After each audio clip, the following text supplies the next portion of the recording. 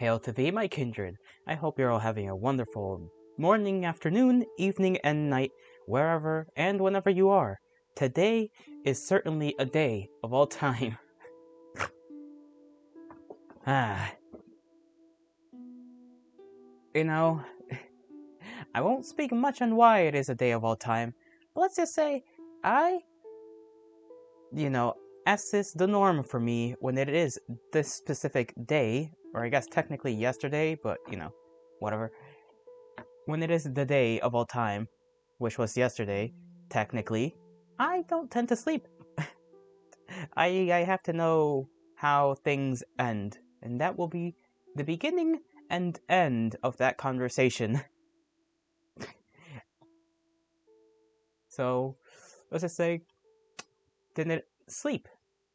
Outside of that, all is well. I took a nap at, to make up for that, beginning at roughly 9. I really only fell asleep at probably 11 or 12, maybe? Not too certain. And what did I do so far? Uploaded 2 VODs that I didn't upload that I was supposed to upload, but I didn't for whatever reason. Laziness, that's the reason, let's be honest here. And I think they're gonna do alright in terms of viewership. Maybe, I always hope that they reach the 20s like I sometimes get. I guess some of my VODs have reached the 20s and even 30s, but I haven't necessarily figured out how that happens yet. I mean, I have some semblance of how to make that happen, but even when you get a certain amount of viewers, you don't necessarily get the watch time, and it's a whole thing. But upside is I got the 2 from Monday and Saturday. Yeah, Monday and Saturday's VODs up on YouTube, so very good. I finished watching that video that I was talking about yesterday morning, or not yesterday morning, yesterday in the beginning. When I said morning, I meant the beginning of the VOD or the stream. Jarbled brain, I apologize. I finished watching the latter half. It was the film one, the one where the guy was talking about how films were very uncreative and why, and it continued into the subject of not letting things die, not just in the sense that the Hollywood executives or whoever is running things over there generally doesn't let a series die or a franchise die without kicking and screaming, but the fact that the faces and, basically the likeness of various actors who have already died prior to the production of a movie or something, years even in some cases where it's been a few years to months, prior to the movie even beginning to be made, their likeness being recreated via CGI and AI, which is a very morally iffy thing. If not, it's already, how does one say,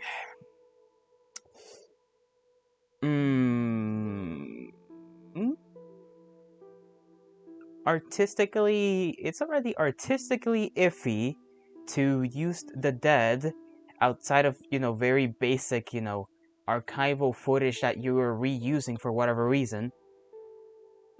That's one thing, right? But to then use AI along with CGI to then recreate them for the express purpose of essentially gaining a cheap buck out of it.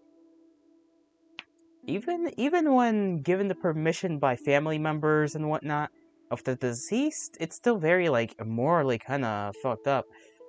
And most of the time, as we all probably know, this stuff is done specifically just for the nostalgia effect of things, just so that people actually come to the movie and watch it, not even watch it based off of the merits of the actual trailer and interest based off of it, but instead off of the, you know, nostalgia effect that showing a certain face on the screen would give.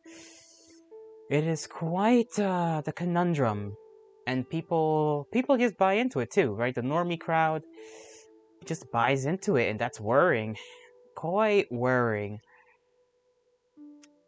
The guy, you know, is also worried about that, how as long as people keep buying a lot of these remakes and sequels and whatnot, that they'll just keep being made, because what else are these execs, you know, supposed to force their directors to make, you know, when what they are, the garbage that they're making is making a bunch of money for them.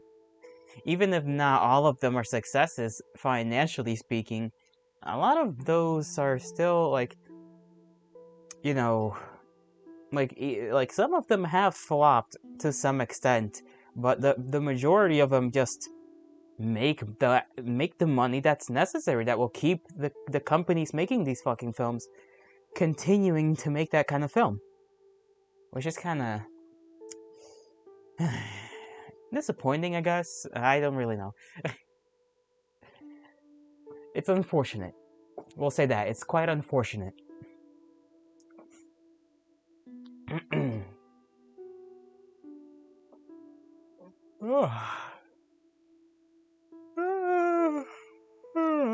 Alright, I had a plum today. Again, we got a whole little bag of them. There's a lot of them, and they're small. They're not big. They're sweet though, so you can just pop one or two. But I don't want to. I kind of am a little bit. I guess not concerned, but just like me, I'm the type to watch my sugar and whatnot. So I'm a little bit apprehensive to go and grab another one. I might during this stream just go and get another one if I'm feeling up for it. Just munch on it, you know? It's a little thing. It'll be over in like a couple of, not even a minute, honestly. A minute or two, and the damn thing's gone.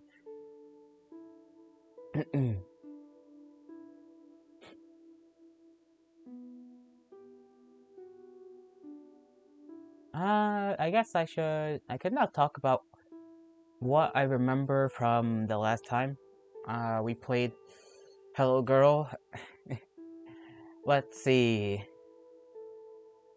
I remember all the weirdness. I don't know how to explain the weirdness outside of the fact that it kind of doesn't fit into the actual story all too much so far.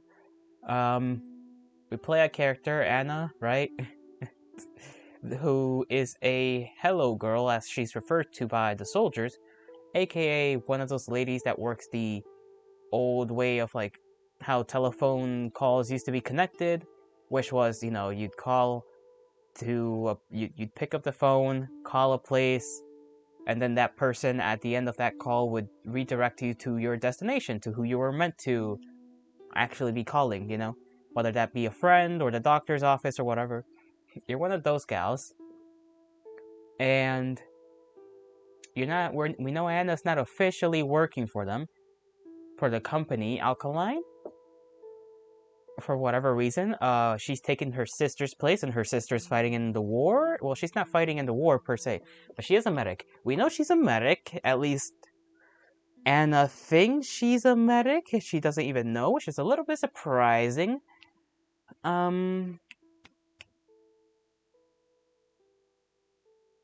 We met with Courier. Courier is a technician. She's here to fix the place up, to update and upgrade the machines that keep this sort of work going. Then we were, you know, well, and by we I mean Anna and Courier, you know, have been spending the last few days together, kind of helping each other out. Courier leaves, comes back in the morning to continue fixing whatever she needs to fix. It's kind of sweet to see how their friendship kind of blossoms a little bit. Then, oh, the part that I remember because it was the most recent part was the part where Courier takes Anna with her to the military base to pick up something. One of the bigger pieces or machines or whatever that needs to be put down in the basement. A whole lot of shenanigans happen. People, for some reason, think that Anna is a general, and Anna gets separated from Courier because Courier gets pulled away by a supervisor or a boss or something like that. And this is where all the confusion happens because, like I said, people think that she's a general for some reason, which does not make sense because she literally doesn't wear a rank, and her I understand her uniform is green, but it's a little bit weird that they're not even considering looking at her rank or anything. Um, then she gets pulled in by a bunch of generals. Like Anna starts walking around. She ends up at a barracks, kind of like tent encampment place type of deal. She gets confused by other like majors and whatnot, which is the even more confusing part. The civilian supervisor guy, I could understand, but the majors and whatnot, like the officers, that doesn't really make all that much sense at all as to why they've become confused and thought that she was a general. So she gets pulled into the camp with them, or they sort of like shepherd her into the big tent where all the officers are at. Start explaining some kind of classified information about Project Rabbit, something about enemy movement and how they maybe had the enemy may have scouts and whatnot in the area.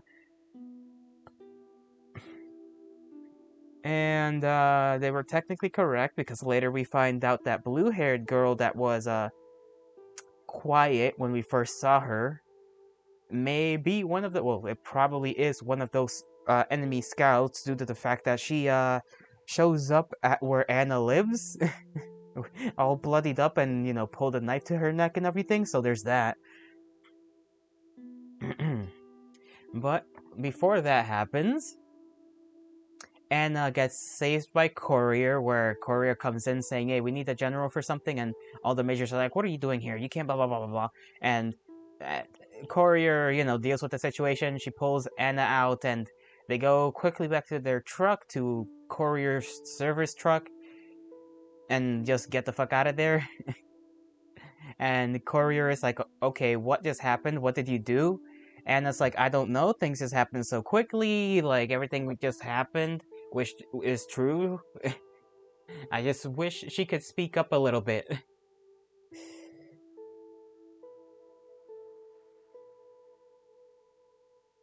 And,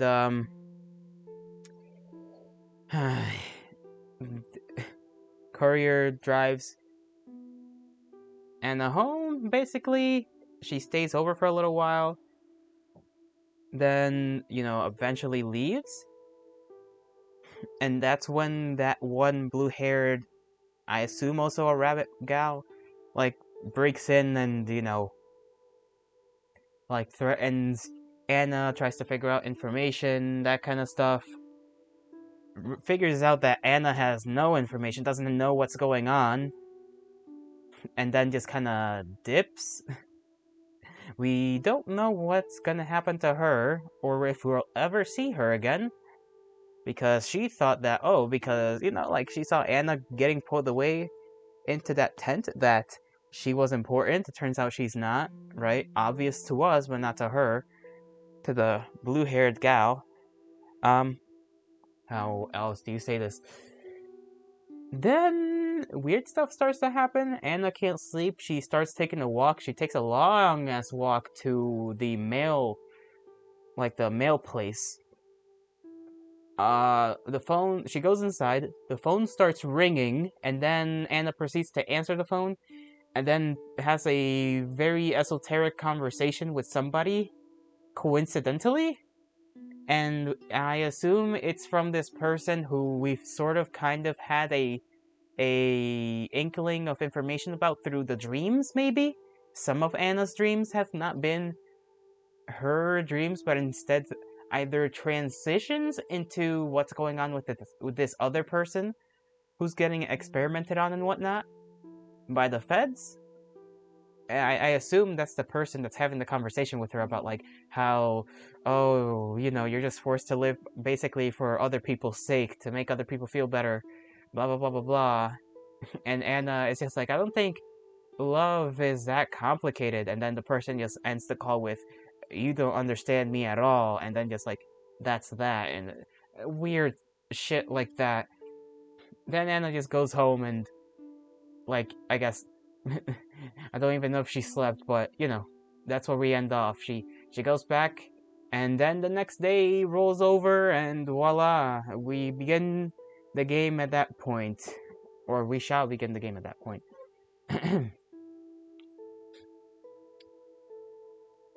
Trying to remember if anything else happened.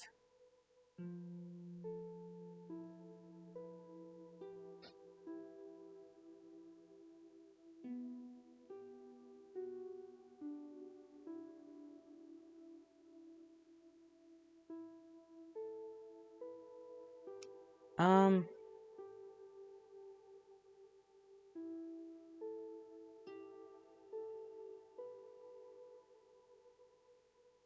yeah. Sorry, I just blanked out a little. Feeling a little bit of, kind of getting a stuffy nose again. Even though weather is, like, fine. Anyways, let's just head to the window. Let's get this show on the road. As they say, stop this and then turn up the volume. Yes, I shall turn up the volume. Ha ha ha. Why am I trying to make a deep voice? Here you go.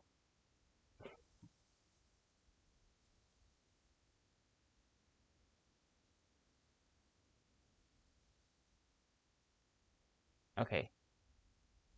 Load. And yeah, this part.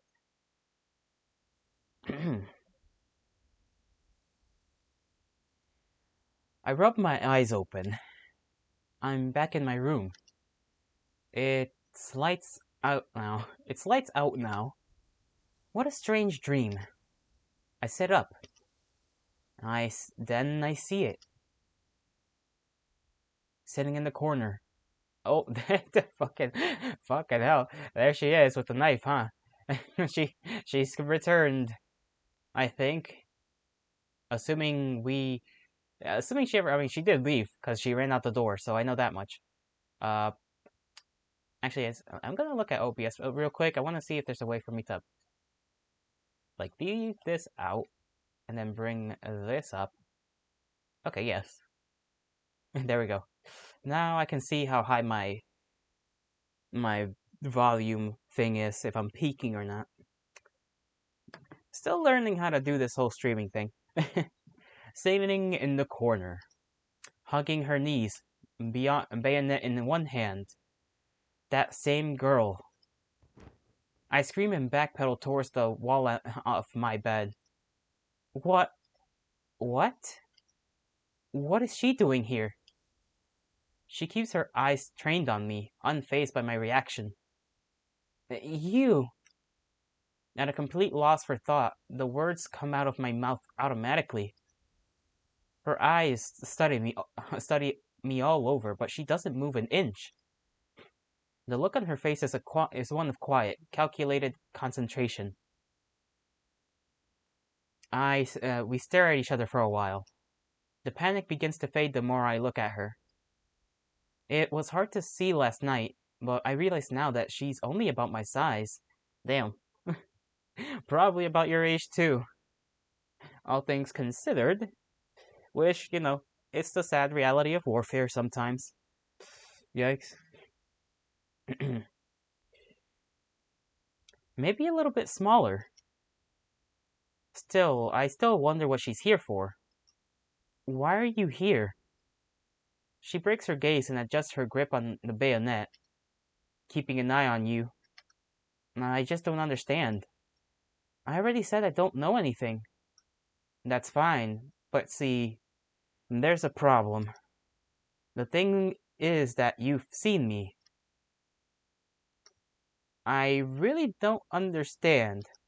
She sits up and adjusts the large bandage that now covers her eye. She then sheaths her bayonet and walks out of my room.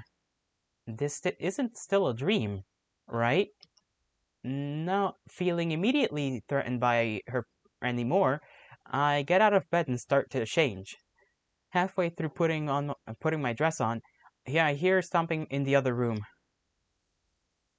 The bandaged girl sprints back into my room and puts her back against the wall next to the doorway. She's in a full sweat, clearly panicking. You have to get rid of them. Even more confusion. Though I think it's probably just courier arriving. The bandaged girl stumbles over to me and suddenly puts her hands on my shoulders. You have to figure this out. You have to get them to leave. I hear the sound of the front door opening, and the sound of heavy footsteps. Anna! Or Anna, I don't remember what voice I gave her. Anna! That's a little bit too man. I know I gave her some kind of a deeper voice, but I don't remember. Like, I kind of don't remember the voices I gave. Oh well. Bandaged girl clenches her teeth, then looks around at my room. She makes a dash for the closet, but trips on the clothes on the floor. Her head collides with the wall, then she crumbles into a ball on the floor. She lies there with her hands on her head, groaning in pain. Yikes, girl. Like, you're making me worried.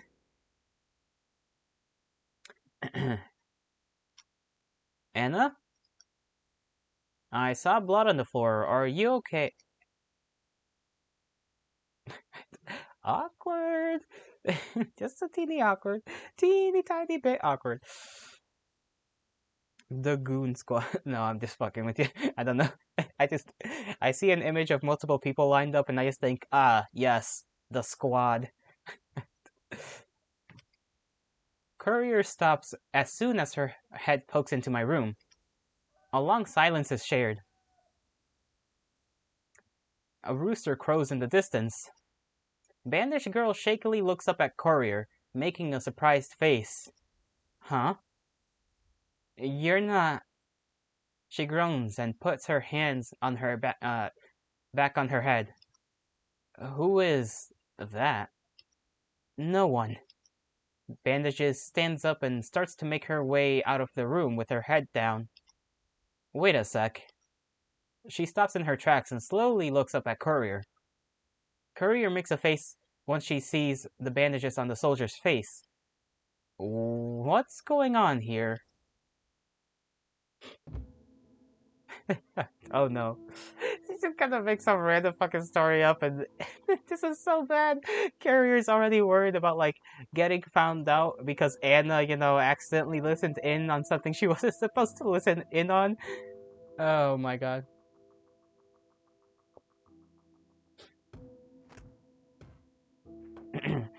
You ran away from the military? It's not something I can exactly hide anymore. She nervously laughs. She's fucking capping! She's a fucking liar. They'll hang me for this. Of course they will. You're a deserter. A traitor to the great effort. And it's not our problem. Well, see, it kinda is. If you turn in the inn, I'll just tell them that you were hiding me. That'll be a fun story. For several days, you let a deserter stay in your home, and not once did you report it. Maybe you were even planning to help me escape. That also carries the death penalty. Curry and I look at each other in disbelief. Yeah, I can imagine why. Some traitors you are. Yes, you're just as bad as I am. That can't be. Think about it this way.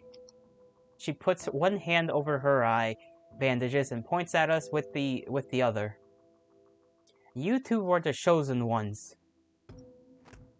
Girl, what the fuck is that supposed to mean, huh? What are you yapping about now? What? Yeah, my thoughts exactly, Courier. This is war. This war is a sham. A complete farce, manufactured to keep us from finding the truth. Those bastards in charge will keep you both working until the day you die, For something you don't even know shit about. What on earth is she going on about? Don't you know why they're not telling you anything? I think we've heard well enough why we're at war. It's all anyone ever talks about. We're supporting the Eastern Alliance stop the northern provinces from invading. Yeah, but ever thought about why the NP would try to attack for no reason? Like I told you, it's all a fucking fake. It's all fucking fake. You need to wake up. You need to go. Courier starts to walk towards the bandages in an attempt to shoo her away. Of course, the tool of the state trying to silence me. Courier stops in place. What did you just call me? The only tool here is you coward. Coward? Everyone who works for Alkaline only serves to fuel the death machine. You're both too shallow to understand that. I'm not just making it up. Ever since I left, I haven't had any of the nightmares. Nightmares? Wait, what do you mean by nightmares? The nightmares, you know? The ones that only happen if you're chosen. She couldn't mean... You need serious help. The comment only seems to bounce off the girl. And you need a wake-up call. Did you hit your head? Okay, that's Courier chill. Courier gestures towards the girl's head. Yes, but that's not what's important here. Something brought us all together here. There's a divine, fate that we all share. She's making all sorts of weird gestures with her hands as she talks. And if you were able to understand just 1/10 of what I know, you would all agree with me. Courier glares at her, clearly sick of her. Alright, smarty pants, what do you know? Ahem. The northern provinces have something extremely valuable. I've spent weeks gathering intel on it. They plan to use it as a weapon. They're calling it Rabbit Zero. Or rather, her. I've heard that name before. Rabbit Zero. And they mentioned that in the tent. The girl suddenly scrambles her way towards me, putting her face up against mine. Our noses almost touching. So you do remember. What did they say? What else did they tell you? I didn't understand any of it. It felt like a bad dream. Are you sure? Please, anything. It's not coming to mind. I'm not a military official or anything. I'm just some girl. I'm sorry, I can't remember. Bandages slumps over, visibly disappointed. Yeah, I mean, she's clearly gotten some injuries and probably murked at least 2 people that we might know of in order to find out what Anna could have possibly known, and has come up with nothing. So I don't understandable that she's a little bit flat now. I have come so far, too far. I refuse to let this be the end. She starts to reach behind her. Alright, that's enough. Courier reaches over and grabs bandages by her bunny ears. Ow, ow! Let go of me, you freak! Courier drags her off her feet and throws her into the bedroom. Okay. There's a loud thud. Courier comes back out and closes the door behind her. Can't she just... Wait, is there not a window in the fucking room? She puts her back to the door to prevent it from opening. Bandages Girls jiggles the doorknob a few times, then pounds on the door. You can't do this! Anna, get me that share over there. I drag it over to her and she wedges it under the doorknob. Little shit. She pounds on the door again. This is wrong! Courier and I look at each other. She has a look of total exhaustion, even though the day has only started. You're gonna need a stronger prison. You're gonna need a stronger prison to hold back my power. Nobody can contain Yuno's moonbeam. What kind of fucking name is this? Januza Moonbeam. Is that like a power move?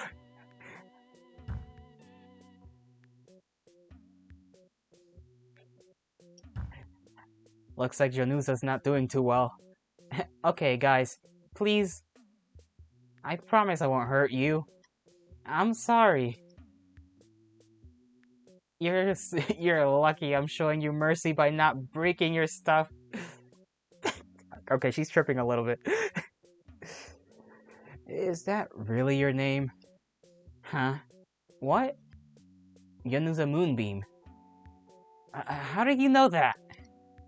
No, it's not. Can we just call her something else? Bandages.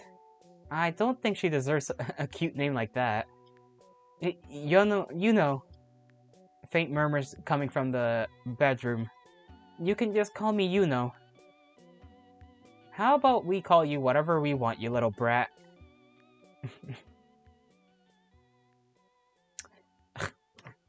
What a conundrum, huh?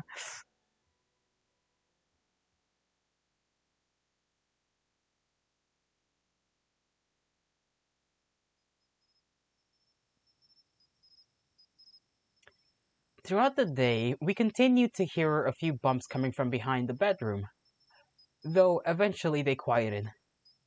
Miraculously, Courier has managed to work another full day. I really applaud her work ethic, and for dealing with that weird girl. She said the upgrades were virtually finished, just that there were some tests and formalities to take care of. Courier emerges from the basement covered in dirt and dust. She dusts herself off and wipes the sweat off her forehead. Okay, we might be finished here. I slowly closed my book, the idea of working again swirling around my head. I wonder what my job looks like now with the new upgrades. Courier walks over to the switchboard desk, where a new machine now sits. She's told me before that it's a teletypewriter. Teletypewriter, there we go. Jeez Louise. Teletypewriter. A machine that transmits written messages. She sits in the seat and starts fiddling with some of its buttons. Shuffling from behind the door, I had almost forgotten that Yuno was left in there. Yuno? Are you okay? Can I tell you a story? Courier stops what she's doing and turns towards the door. I was only in the Gamma Infantry for about half a year. But about a month ago, there was an all-hands-on-deck situation on the border to the northern provinces. We knew this meant combat of some sort, but none of us would have expected what happened. There was a buildup of MP troops along our border. With how cautious their behavior had been in the months before, no one was expecting combat on our land so soon.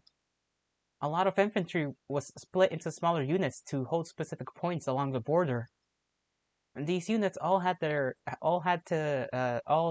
set up their own camps. And my unit was the most remote of one of them all. The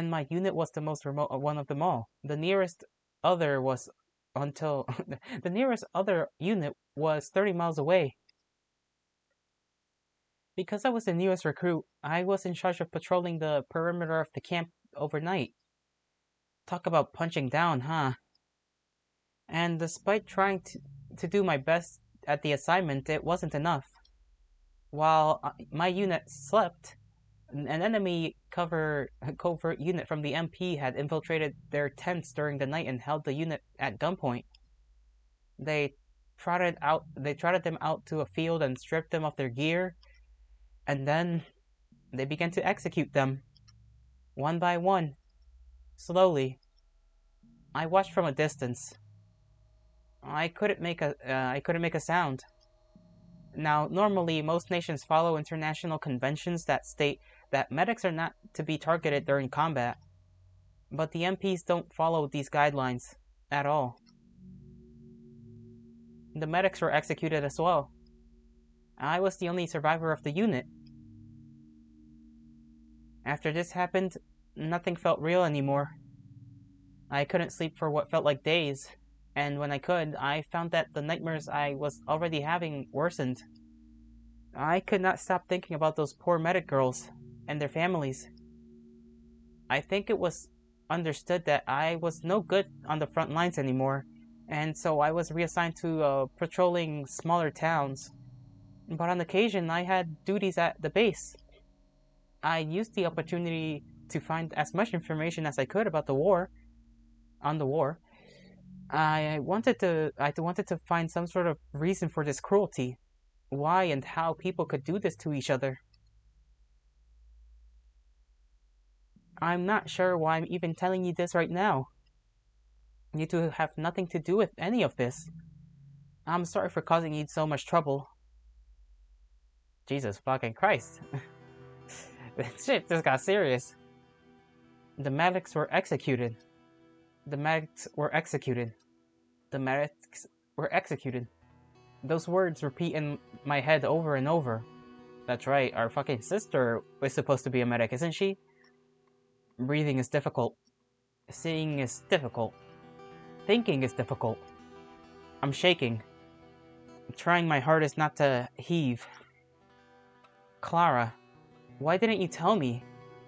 Why didn't you tell me that medics were in this much danger? You're coming back, right? You're coming back, right? Please, please come back. I wish you'd never left. The medics were executed. She didn't mean you, right?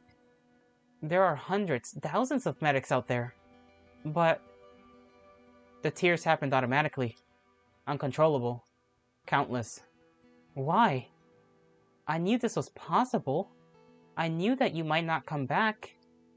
But why did I just assume you would? The medics were executed. It hurts. Clara. Anna? The courier looks at me with concern. I feel too ashamed to even look at her in the face, so I turn my back to her. There's no reason why she should be seeing me like this. Anna, are you okay? No, I'm not. The words are stuck in my throat. Anna, I'm sure it wasn't Clara. There's more shuffling from behind the door. I shouldn't have said anything. Anna, there are hundreds, if not thousands of people just like Clara who are all going to come back home safely. The words hardly mean anything to me. Did you know now? Is this how she wanted to tell me? I had 100 conspiracies in my head, all of them telling me that Clara is gone. Help. Someone, anyone. Courier puts her hand on my shoulder. The touch makes me jump. Courier lifts her hand away. Sorry. I should probably get back to it. She sits back down at the console, waiting a few moments before continuing her work. I lay down on the cold floor. Tears make little pools on top of my closed eyelids. Clara, I'm scared. What is it I'm supposed to do now? Whenever I'd get like this, you'd always just thump me in the head and say, don't think about it too hard. And then suddenly it all makes sense. Clara, are you doing okay? Are you having your favorite tea? Are they treating you right? I'm sure that your efforts are helping and that will turn the tides. But please write me back. I don't know which direction is the right one. Fuck, dude. Fuck. This is fucking depressing. I imagine the look on your face when you get my letters. I remember you always told me that I have the silliest little smiles. silliest little smile. I never told you that yours looks exactly the same. I start to hear Courier's voice from across the room. Station 45 East. Telephone exchange. Station 45 East. The sound of her voice stops my cascading thoughts. Confirming installation of AW 1054 multiplexer. Do you read? Please send test transmission. There's a satisfying timbre to her voice, like putting together a puzzle. Please. Courier takes a deep breath, takes the headset off, and then stands up and paces around the room slowly. She looks out the window, removing her cap and running her hand through her hair. She gives me an occasional glance through her paces. She doesn't have to worry about me. I'll be fine. She sits back down at the console. Transmission received. Station 45 East. Please send test telegraph. A machine whirls loudly, metallic pings cutting through the silence of the room. A thin slip of paper with words stamped onto it comes out from the teletypewriter. Courier doesn't seem to react. She stares at the paper. Normally, it'd be amusing to see something new like this, but I can only think about how Clara would have thought about it. Would have. My stomach drops after thinking about that word. Would. I wonder how many would-haves you had in mind. What would we have done the past week if you were here? It could have been a fun vacation for the two of us. Station 45. Telegraph received. Stand by. I hear her unplug from the monitor. She hastily dials another number, then plugs back in. She starts to bite her fingernails. Maybe she's rushing through this to get home sooner. I'd probably do the same. It's me, Courier. Yes. Yes, certainly. Tonight? A conversation with HQ. That hotel is... But She sighs. I'm unsure if it's out of frustration or something else. Understood. Thank you. Goodbye. She stops, looking up at a crack in the ceiling. And there's a look in her eyes I've never seen before. Actually, one last thing. Starting immediately, I'm resigning from my position at Alkaline. It was a pleasure working with all of you. Goodbye. She takes the headset off, almost throwing it, then leans over the desk, her face buried in her hands. I immediately get to my feet, trying to steady my shaky legs. Courier? Before I could say anything else, she rushes away from the switchboard. Ah?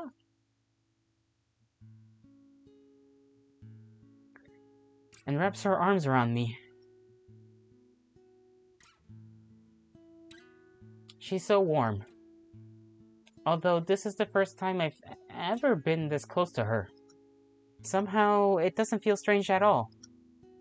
I almost just swallowed my own spit. It's like she'd been there all my life. I put my arms around her back, still shaky. It feels like the right thing to do. I smell the dust and chemicals that stain her overalls, the marks of a hard worker. I bury my head in her chest a bit more. The sound of her heartbeat. Something about that steady rhythm calms me. A constant in a world of inconsistencies. Did she really quit for me? Though that makes the thought makes breathing difficult. Over these days, I found myself secretly wishing that she wouldn't have to leave. And now, she doesn't have to. The worries that plagued me are being washed away with every beat of her heart. A sound I could listen to forever. Anna. I hope this is okay. I find it a little funny she's She'd even worry. Sorry. I feel there's been some sort of telepathic contract already signed between the both of us at the moment we hugged. So, of course, it's okay. She holds me a little bit tighter. A sniffle from her. The teary kind.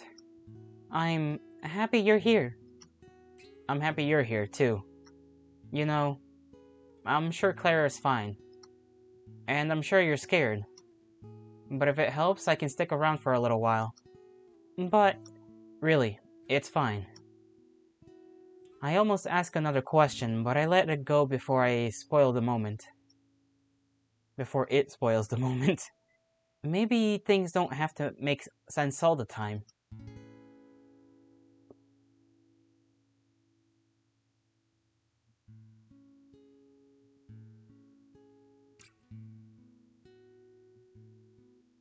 Courier stuck around for the night. She seemed really happy to keep me company. We talked about our lives and upbringings.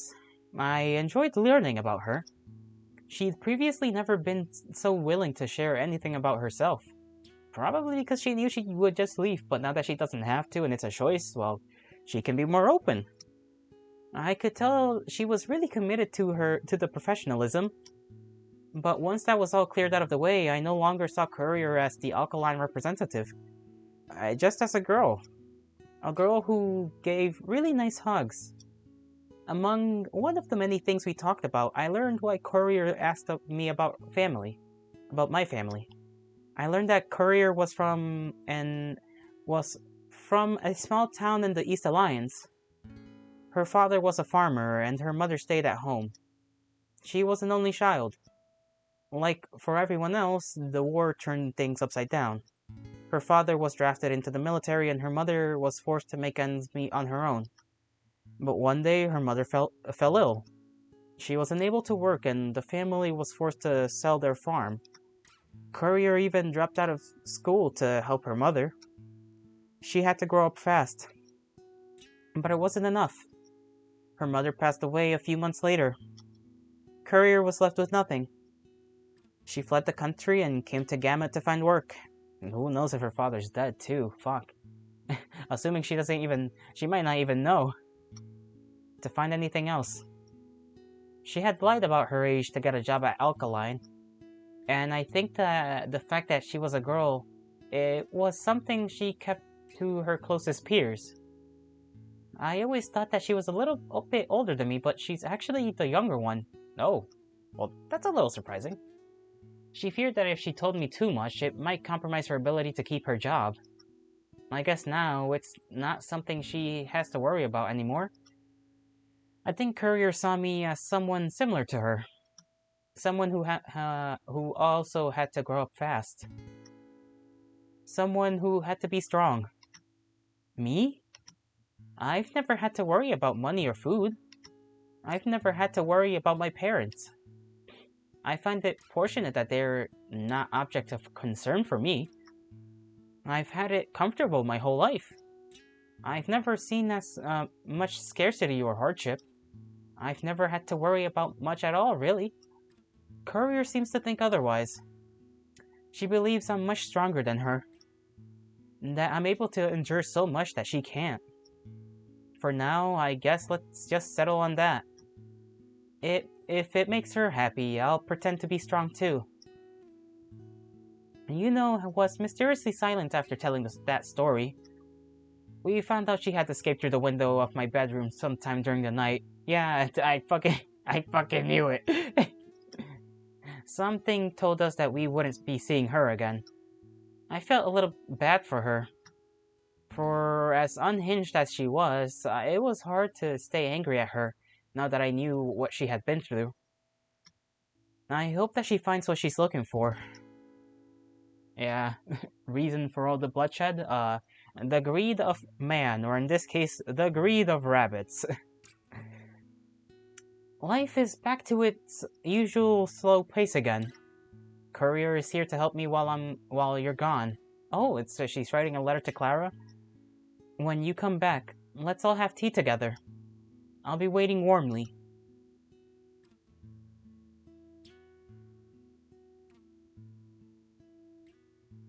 Hello, girl. Is this the end?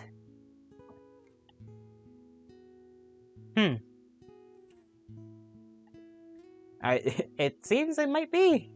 I mean, I knew the game was short. It was technically around 3 hours. I mean, we made it to almost 4 hours. I think 3 technically in total. Well, actually, if we... Yeah, kind of 4 hours because of my reading mistakes and whatnot, and the pace of my reading. Turned out to be 4 hours, but that's, fantastic story. I like the characters. The mystery was intriguing, even if we never get a resolution to that. Let me see if this is truly the end.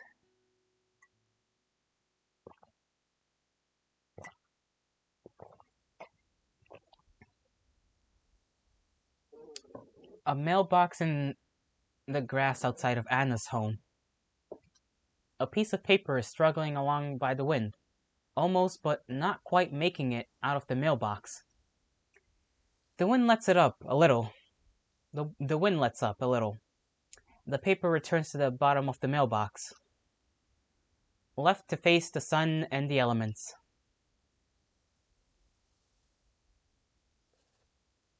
Small girl and tall girl. Consider this a notice, or rather, a warning. Rabbit Zero will end the world. No one knows her better than I do. Rabbit Zero is going to kill us all, and we won't never know why we're dying and we're vaporized. When we're vaporized, when we're melting into the concrete, why we're screaming for anything but our painful ends. I imagine she's kind of talking... she's making it sound like an atomic bomb, kinda. But also like a person. Who really keeps us safe? Who really understands us? Is it our lovers? Our parents? Our friends? Our siblings? No. According to many, it's the smooth chrome barrel of a rifle. For the blood being shed every day on the battlefields of our very country, we can't help but sit and sob out into our hands every night, wishing for any type of meaning. It's great to be patriotic. I live for my country, and unfortunately, many seem to think that this also implies that I will die for it too. This patriotism is nothing but a manufactured idea, one made to drive the profits of every bigwig who understood that forming steel into weapons is the greatest way to guarantee their spot in heaven. This exerting of power, born at the dawn of our industrial age, eventually formed into a repugnant project to craft the next leader of the world, the perfect little girl, a universally understood symbol of good. And for the things they did to her, yeah, I don't know. Well, this is obviously blue hair girl, Yuno. Yeah, Yuno. Yuno is sending her schizo message to Anna and Courier. I will see to it that their heads are mounted by my fireplace. There are lots of scribbled out words here. Surely you've understood what Rabbit Zero has told you in your dreams. I saw the looks on your faces when I told you about them. I know you know. She tried to exclaim from the top of her lungs to all living beings the torment she's endured, and continues to endure. Now notice that I said continues. Rabbit Zero is being held by the MP in a pool of water underground, and little do they know, this is only a stopgap. The fucking idiots over there think that there's something to be gained from her flesh and bone, some kind of magical properties. I think you understand that why they want to be magical. Just a sprinkle of her power. For what? Control? Is that all they really want? Is that all that anyone ever wants? She is living every single day with oil in her lungs in every crevice of her body.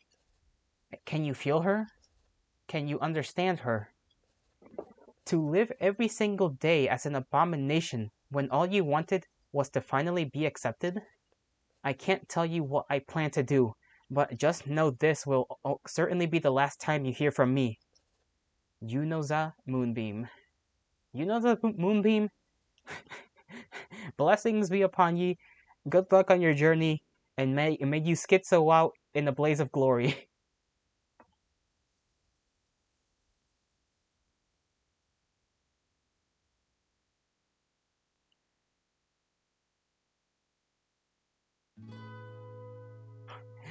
Oh, we get to extras. We got extras now. We're gonna check that out. An epilogue. Fools who don't heed warnings. Oh, that's a little scary. So what does that mean, huh? Fools who don't heed warnings. Okay, before we get to that, I just want to talk about, the story as is without going into that.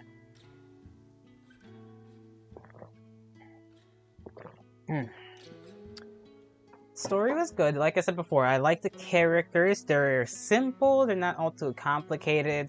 They obviously have complications in their, like, lives and whatnot.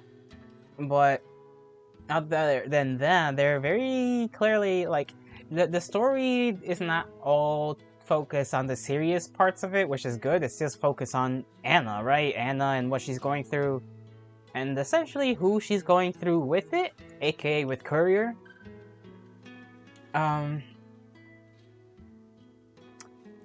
It leaves like the mystery very open-ended. It doesn't give you a lot of anything outside of the dreams. You're left to wonder what's going on, knowing kind of damn well that the story may not even focus on that aspect of things. And honestly, I don't know. It's just a nice story, a nice little story with just some mystery in it about a girl who kind of just lives a very slow life, and then that slow life sort of gets interrupted by various things, one being the lack of her sister's messages back home, two is by Courier and the fact that they have to replace a bunch of stuff, three is essentially by the whole, well, the mystery itself, right? The dreams she has and the, the schizo. So, three things that disrupt her life and then sort of all wraps up into ending with something nice at the end, right? With Courier quitting her job, deciding to stay around for a little longer. Dips because, yeah, she said what she's had to say, and she has to continue her schizo work, Schizo work is never over. And yes, this whole weapon thing, very intriguing to create the perfect, I guess, person or this abomination as claimed it to be. And the people behind it thinking she has some kind of magical properties. At first, I thought maybe this was like, I mean, clearly, the whole weapon rabbit person thing is a metaphor for something, but like, almost made it sound like a nuclear bomb for a second. I mean, it could be a pseudo nuclear bomb, as in, government is literally creating a god kind of deal that will just destroy everyone. So in essence, it has the same effect as a nuclear bomb, but isn't a nuclear bomb. And she also started, work using the same wording or talking point about like love, like bringing up the whole like, is it your lover, is it your friends, your family, your whoever, right? That was something that was brought up by, the rabbit. I'm just gonna call her, right? The rabbit, the one who's being experimented on and whatnot.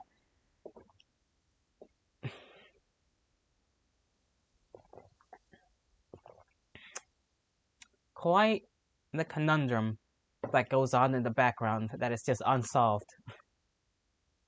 And now we have the extra to delve into, which, golly, probably is gonna mean that bad things happen. We can end it here and be ignorant, right? We can be ignorant to whatever happens afterwards in the epilogue, but we will not be. I will not be afraid of what happens next. I shall brave into it, brave into the darkness that may occur in the future, and read up on what happens to the girls. Now, go into extras, and the epilogue known as Fools Who Don't Heed Warnings.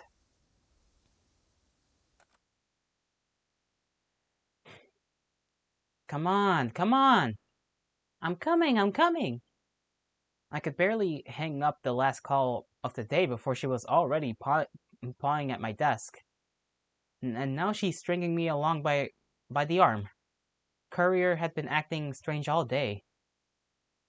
I guess this was it. A surprise to cap off the day. Honestly, it's hard not to smile when she's like this. I haven't been able to get a word out of her about where we're headed. She insisted it be a secret. Whatever it may be, I know that Courier keeps her standards high. For that reason alone, I should be excited too. She wouldn't make a big deal out of something that didn't warrant the enthusiasm. We're making it down the path like we always we're making it down the path we always take. The only path I know, but not on my bike this time. In absence of Courier's company truck, my bike had become my sole way to get around. I've been using it to run errands for the both of us. Courier has not yet managed to convince me that letting her ride on the back is a good idea. It's not a vehicle that carries two, is the excuse she seems to accept. On the grounds of safety, we can agree. It's not the actual reason. Truthfully, I want to preserve my alone time. Errands are my only remaining solitary endeavor. That time is invaluable to me, more so now that it's hard to come by. I will try and keep it that way, even if it involves a little subterfuge. Hey, it's pretty important to have your alone time, even when with another person, right? Can't have all your time be with that person. Have to have a little bit of alone time. That's why am I in this face? I didn't realize I was making a face. my apologies. I seem to have been feeling a little weird. We'll continue as if nothing ever happened. Like I was saying, it's good that she keeps her alone time. That's good. That's healthy. Your relationship to the environment is totally different on foot. For example, I'm used to this field being a blur of green as I pass by. Now I can see every blade of grass. The way the wind blows through the roadside flowers, making them dance. The slight bristle of the wind that carries them. The distant sound of cicadas in the trees, chirping uncaringly. The mountain ranges looming in the distance, the sun setting behind them. A gradient of orange and blue. It calms me. I'm not sure if I've seen the world like this before. It's been a while since I've been on a walk, and I'm surprisingly winded. However, Courier seems to march on effortlessly with a goal in sight. I do my best to keep up.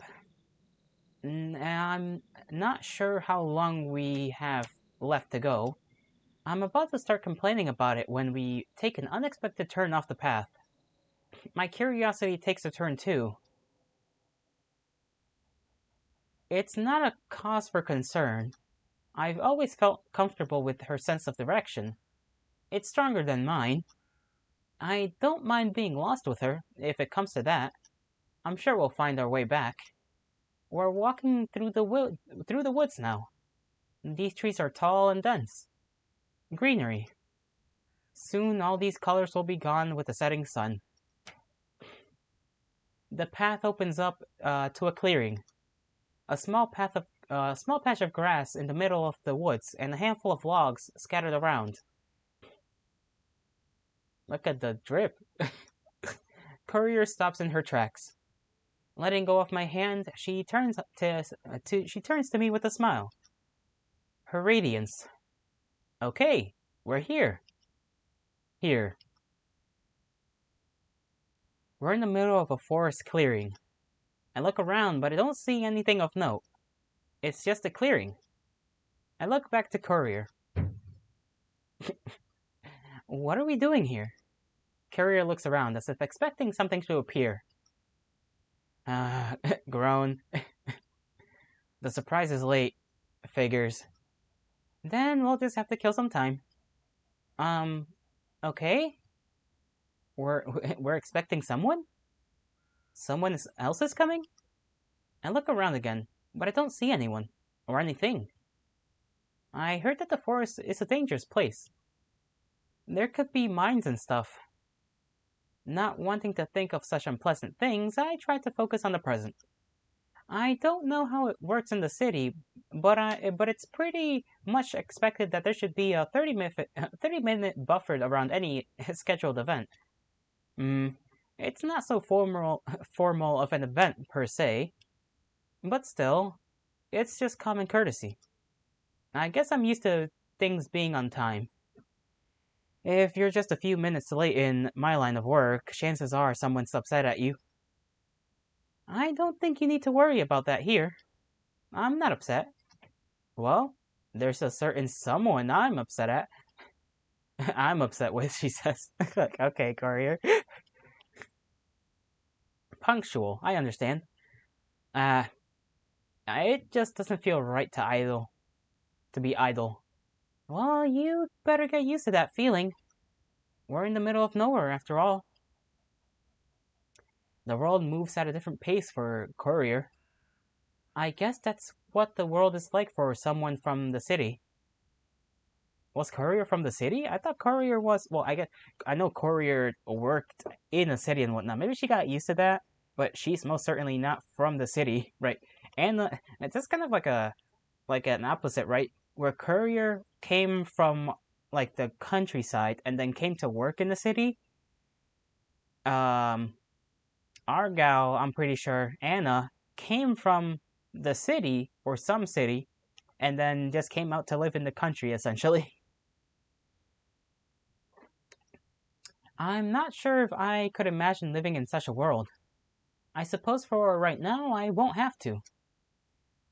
Our present means spending our days in the middle of this nowhere. Courier paces around.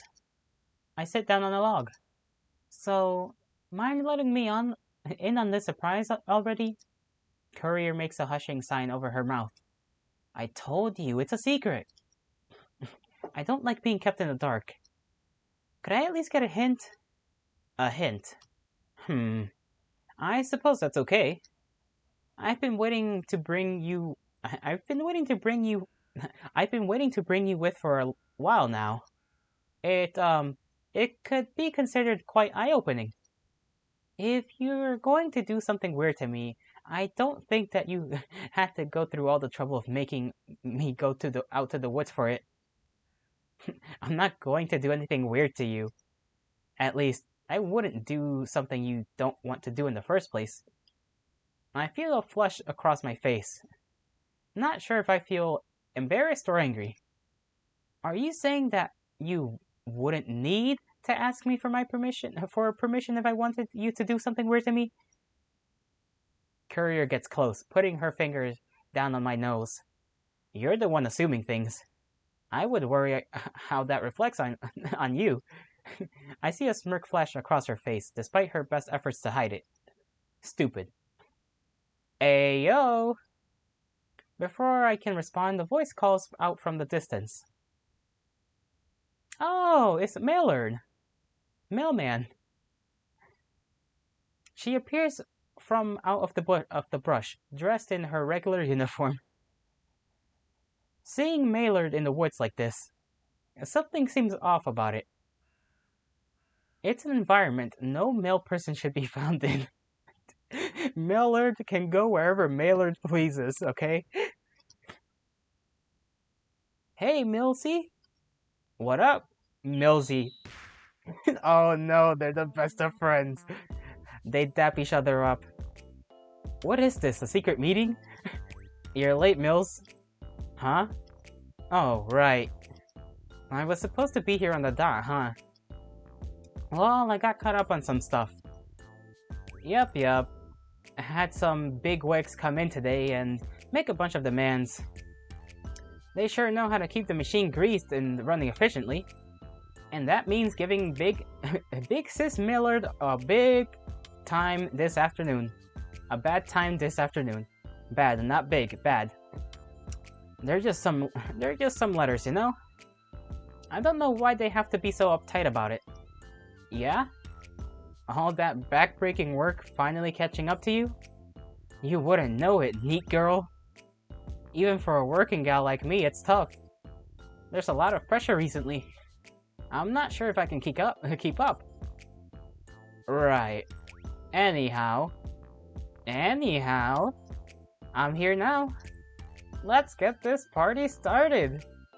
Maillard starts digging through her bag, but stops to look up at me. But Anne is here too? I don't know if she... I didn't know she likes doing this. She liked doing this kind of stuff.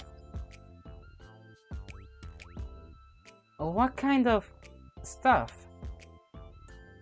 Like going out into woods and stuff. And smoking. Smoking. I don't smoke. I look at Courier, and she's looking back at me with a smile. Is this a surprise? And she points at the top of my dome. Smart cookie. You've been doing this kind of thing with the mailman? Courier laughs. I've been doing this kind of thing with the mailman. A few times. I heard that smoking is bad for you. It's not like I do it all the time. I don't think you've ended up all that well, Maillard. She digs into her bag, lifting out a small baggie of green. They're gonna get lit. She waves it in front of me. Wanna try some? I feel okay. I'm not gonna lie. There is a part of me that's telling me that this is just setting us up with like hee hee ha ha's for like terror and despair later on. I talk to Courier, or I look to Courier. It'll be fun. I don't know. Isn't that illegal? Not to worry, little Anna. This is a new strain, you see. It's not regulated. I don't know what that means, but I doubt the military really knows the difference. Maillard wraps her arm around my shoulder. Eep. Now, Anna. Don't be such a square. There have been times all throughout history where the laws have been wrong. In those times of injustice, it's our duty as citizens to act as conscious objectors. To stand up to the law and say, no, this is wrong. Not to mention, there are plenty of studies that show the benefits of lighting up a bowl. It's not just a recreational thing. Ancient peoples, they called it medicine. Maillard pokes me in the chest. Basically, all science seems to point to it being some good shit. 100. I've never seen Maillard so enthusiastic about anything before. I think starting to understand why she's so strange. She's a mailman in the middle of fuck nowhere country town. Of course she's gonna be excited about weed. During our conversation, Courier had taken to Millard's bag and started rolling up some sort of cigarette. She turns to us. A flick of a lighter puts it ablaze. I suppose it makes sense she'd have that kind of thing on her. Here. Still being wrapped around by Maillard, I feel trapped. Courier holds it up in front of me, urging me to take a hit. It's fun. I just freeze up. Maillard snatches it out of Courier's hand. Let me show you how it's done. She takes a deep drag, holding it in for a while. Exhale. Smoke bellows out from her nose. New pack loud as F. New pack loud as F. Okay, Maylard. Okay, I see you. Maylard passes it back to Courier. She inhales it too. A wisp of smoke escapes from her mouth, dancing in the air. Cloud of smoke envelops us. A strange ritual. They both make the whole act seem so ordinary. And then there's Anna. When has she been doing this? And without me knowing, to boot. Maybe the mental image I have of her hasn't been quite accurate this whole time. Something I can't perceive. The drug comes back around to me. I guess I will try it too. I flick it around my fingers, trying to find a way to hold it naturally. It burns slowly in my hand, disintegrating to ash. I probably wouldn't want to wait for the whole thing to burn down. I just breathe in, right? I put it up against my lips and do what seems obvious.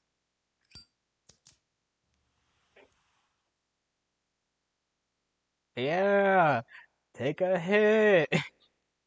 Something faintly dancing around in me. And then departing. The smoke lingers around a little before escaping to the atmosphere. I feel elegant. Puff, puff. I look down at what I'm holding. Thick cigarette. Feel anything yet? I don't think so. I feel a little lightheaded, maybe? I don't know if I'm doing it right. I think I'm gay. Really now. Maybe you didn't inhale it hard enough?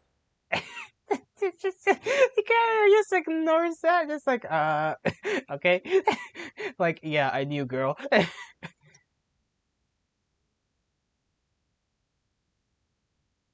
I put it back up to my lips. I think I was just being too cautious. Maybe the smoke just stayed in my mouth. It needs to go into your lungs or you won't feel different, right? Exactly, that's how it works. This time I breathe it in harder. Smoke bellows deep into my body. I'm permeating the entirety of it. It's intense. Really intense. I feel it in my chest. It's like a fire. I try and keep it in for as long as I can. I feel the feeling bounces back as I hack out the foreign object. My body does the only thing that makes sense, sending it back out.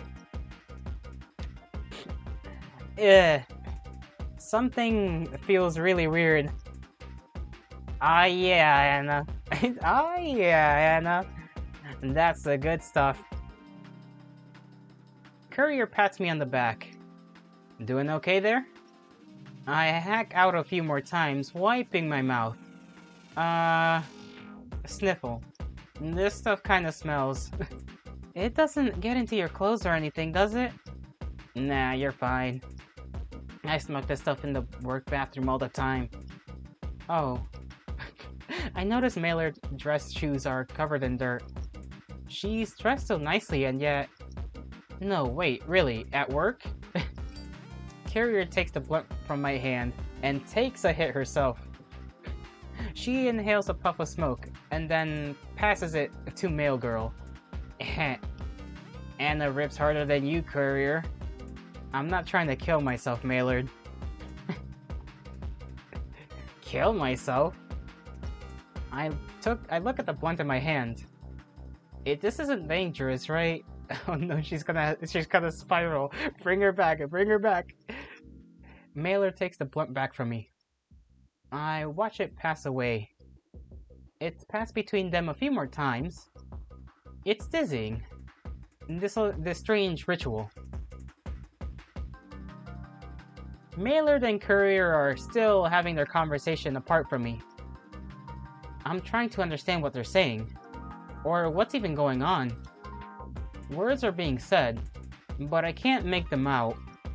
My thoughts feel like they're being shouted through a loudspeaker, just bouncing back and forth across an empty chamber. I have to second guess every one of my movements. Breathe in, breathe out. Fix my hair. Shift my weight on the ground. Where should my hands go? Why is it so hard to move? How long does this usually last? Am I gonna be like this forever? What should I do if someone came by? What if it was someone from Alkaline? What if it was... she's fucking spiraling. Seems fun. You know? I've seen this ritual before, once. It's usually an act reserved for delinquents, misfits. But isn't this a little out of your ballpark? Why? A little rebel, in every sense of the word. I suppose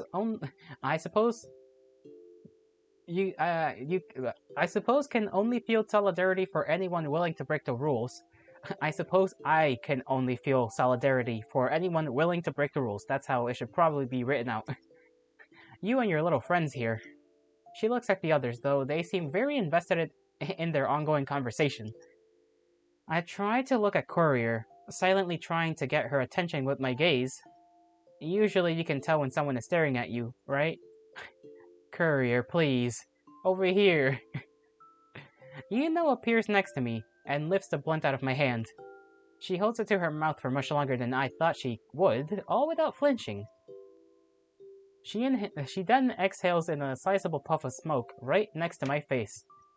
The smoke stings my eyes, making me have to squint. Heh. You know, this is pretty powerful stuff. Can you grasp the magnitude of something like this? The ability to commune with the spirit world? The ability to meld minds with her?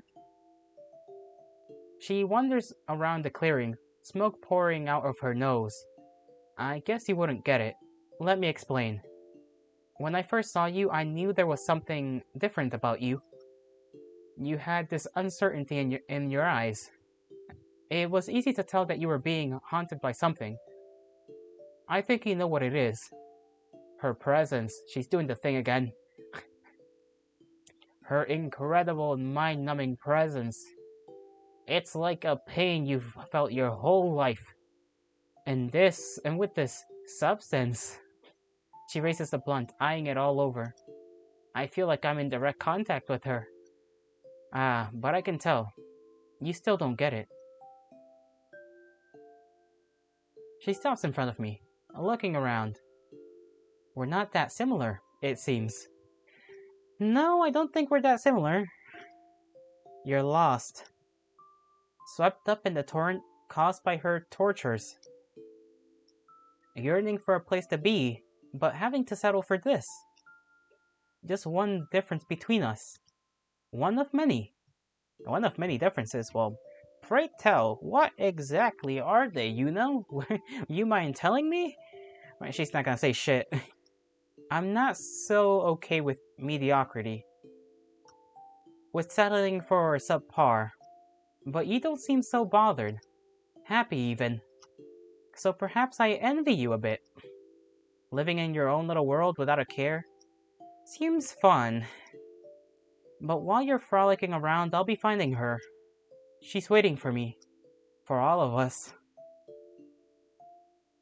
I won't forget about you. You remind me of when things were right. She glances at Courier and Millard once more. You're in good hands, naive little girl. Enjoy your time in the sun. Okay, Schizo, you know. Yo. I think something's wrong with your girlfriend. She's just kind of staring off. She's not my... Anna? You okay? The vague shape of the girl appears appears in front of me and starts getting closer. An embrace. I lean into her. She's warm. Very warm. This feeling, it might as well be the best feeling in the world. Why are you so nice to me? Why? Her arms tighten around me. I guess I like you. Satisfactory answer. I look around. The sun has set. Twilight. Sparkle? Just kidding. I lost track of time. Time seems to have passed when I wasn't paying attention. It's dark, and I'm in the woods. I would feel afraid during normal circumstances, but I feel nothing but cozy. Courier? Yeah? I was freaking out a little. Courier pats my head in place of answering with words. Sometimes that's the correct response. Don't trip. It's normally chill and stuff. You just hit a little too hard. You don't want to end up in the zone. I think I'm in the zone right. I think I'm in the right zone right now. Hell yeah. Miller's just having a good time. I touch Courier's floppy ears. Soft. Hey now. I giggle a little, doing worse. I can't help myself. I'm completely overtaken by their fluffy nature. In retaliation, Courier embraces me, locking my arms to my side. I struggle, but my strength fails me. I can't reach. No fair. You're like a child. Our ears are all different, huh? Maillard rubs her ears. Milsey's look like they're a puppy. Milsey looks like a puppy. A lot of people say that. I don't like it. I don't see it. It's all that weed smoking stuff that's stunting your growth. Alright, short stack. You're really setting yourself up for the butt of the joke. I'm not that short. You're pretty short. I clamp my hands around the top of Courier's ears, making her recoil. Hey, stop it, you little creep. I don't stop, and Courier has to restrain me again. You're gonna pull them off. I'm not that strong. Come on, just a little won't hurt. Courier sighs dismissively. 1, 2, 3, 4. Maillard counts her ears. Isn't it weird that we have 4? Isn't it weird we have 4 of these? Well, I couldn't use my headphones without them. Oh yeah, I forgot. They wear headphones, so they wait a second. They have 4 ears. Oh god, immersion break. It's because we're bunnies. I thought we were people. Probably just for show. They can't just be for show. You're so funny. You're so fun to play with. And they're bigger too. That's gotta mean something. Maybe they're like antennas. What kind of transmissions are you picking up, Courier? And me and Maillard both have a laugh at her. Courier retaliates by yanking at my ears like they're joysticks. And these are for controlling little brats. Hey! I tried to get away from her, but she's got me in a bind. A taste of my own medicine. Courier pulls me into her chest, holding me tight. I can feel her heartbeat. And a calm device. Even though you yank on them like that, it's not that bad. It has something to do with my size, right? You think so?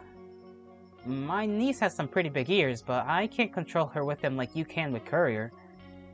Maybe we have ears to be cute. Courier snorts a little. I can feel the muffled laugh in her chest.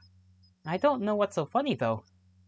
I suppose we wouldn't be bunnies if we didn't have them.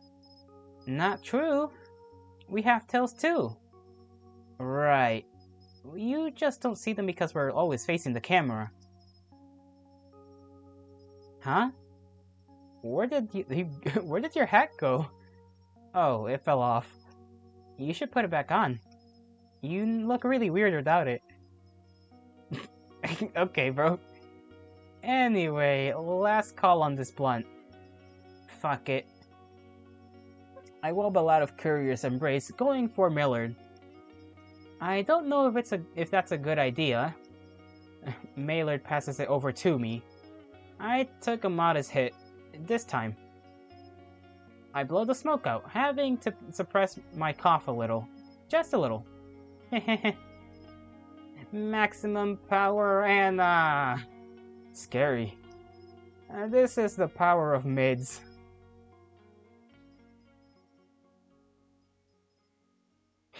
They just get high in the woods. Okay, nothing ominous and horrible happened. Yet. It's not over. Right? Maybe? Question mark? I just don't know if this is a good idea. Come on, girlie. It's art. A message to the world. Aren't you into that kind of stuff? Into? Surely you can't mean the phones. It's not the same thing at all. It totally is the same, though. The train will travel far, and it will exchange its cars with just another train. With another train. Not just another train. With another train. People from far-off lands will be there to receive it. Isn't that the same? That's surprisingly poetic coming from you, Maylard. I'm a poet at heart. Yeah. Even so, it looks like most people don't have much to say. They just leave a little symbol. I mean, what is this even supposed to say? Tagging, little Anna, tagging. It's an art form. It's not just a symbol. It's a message. If they're messages, they should at least be understandable. I can't even tell what half of these messages scribbled are supposed to be. Maylard is just... I don't think that's the point. I don't think I really get it. It's a message to the world. Not to you. Personally. But there might be someone out there who will get it? Exactly. Am I not a part of this world? At any rate, I don't know if I'm ready to leave a message to the entirety of it. Even if I do leave a message among the countless others, there's an off chance that someone will see mine in particular. That a stray thought could be meaningful to a stranger. Not a pleasant thought. I mean, yeah, that can be uncomfortable. I guess if the thing you jot down is kind of personal to you, it can be a little bit weird to think that another stranger finds that, I don't know, meaningful. An impact like that? No. I should be light on this place. I don't think I have anything to say. Courier shrugs in indifference. That so? Then watch and learn.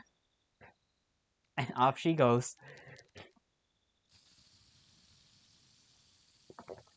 Maylard shakes up the bottle she brought and starts to spray paint the train car.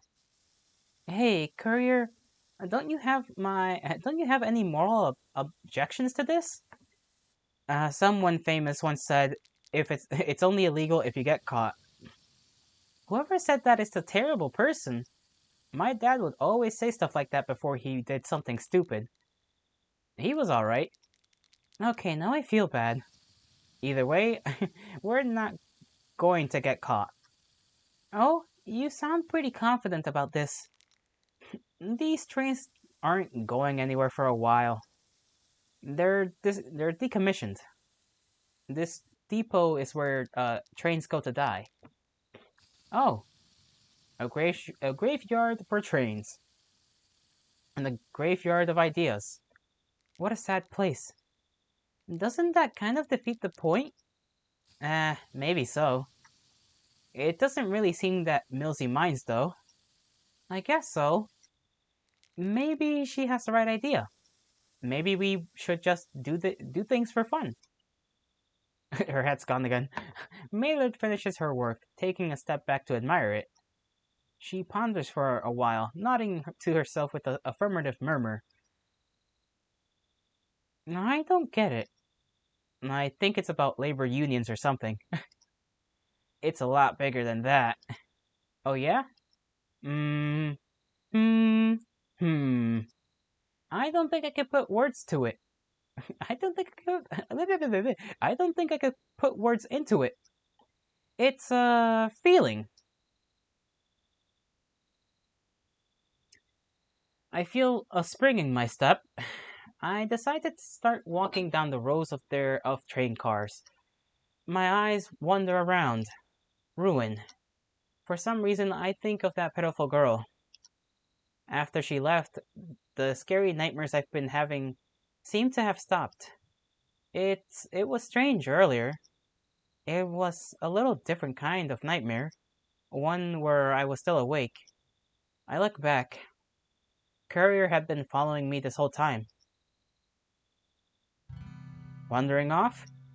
I just felt the urge to walk. You normally walk off when you're thinking about something. I guess so. Wanna share? Maybe. The topic of discussion? You know the moonbeam. I said moonbeam instead of moonbeam. Ah. She'd be mad if she heard you say that, you know? Well, she's not here. It's just us in a train graveyard. Besides, it's her name though, isn't it? I think so. Unless she was just using some kind of alias. Though I doubt she'd have thought of something of just letting it slip. You're still worried about her? That girl? The image of her seems to have stuck around. As for her whereabouts, my guess is as good as yours. Oh wait, was that Courier that said that, or... Yeah, it was Anna, okay. As for her whereabouts, my guess is as good as yours. Off to get revenge on the world or something. Even though all she did was make threats, I can't help but pity her a little. I don't think she's a bad person. She was covered in blood and bandages, Anna. It's not something that just happens on the job. I don't exactly have proof, but I think that was just her own blood. She was trying to get away from something, and she did what she had to survive. Or so I think. I think we all have our versions of that. Trying to get away from something, trying to survive. And that's what I thought too. But I don't think she's going to be able to get away from whatever it is she's running from. She's going to have to face it eventually. What makes you say that? I don't know. I just have a feeling. A feeling. It's not like you to be so spiritual. I'm not being spiritual. I'm just saying what I think. What are you guys talking about, lol? Wait to ruin the moon, Maylard. Maylard appears behind us. Nothing. Oh, okay. Hey, did you guys hear about the terrorist attack? I don't really listen to the radio. It's a bit much. And Nana doesn't like... So, there was this big attack, right? Somebody blew up a grain silo? Some sort of gas explosive. Not an accident. They said the rivers ran red for a whole day and stuff. Oh, they said the prep was some girl. The perp. But they say a lot of stuff on the radio nowadays. Wow. I wonder why someone would do something like that. Anyways, you guys seen my awesome tag? Yeah. You showed it off to us. Oh. Then you get it, right? The profundity? Right. Courier looks deep and pondering. I thought about it a little. I think I want to leave a message after all. Maylard extends the can to me. Do your worst. All that stuff about wanting an impact, about having an impact. I guess if nobody ever will see it, I can just say whatever I feel like. If I did leave a message, I'd want it to be to someone specific. I think I know what to do now.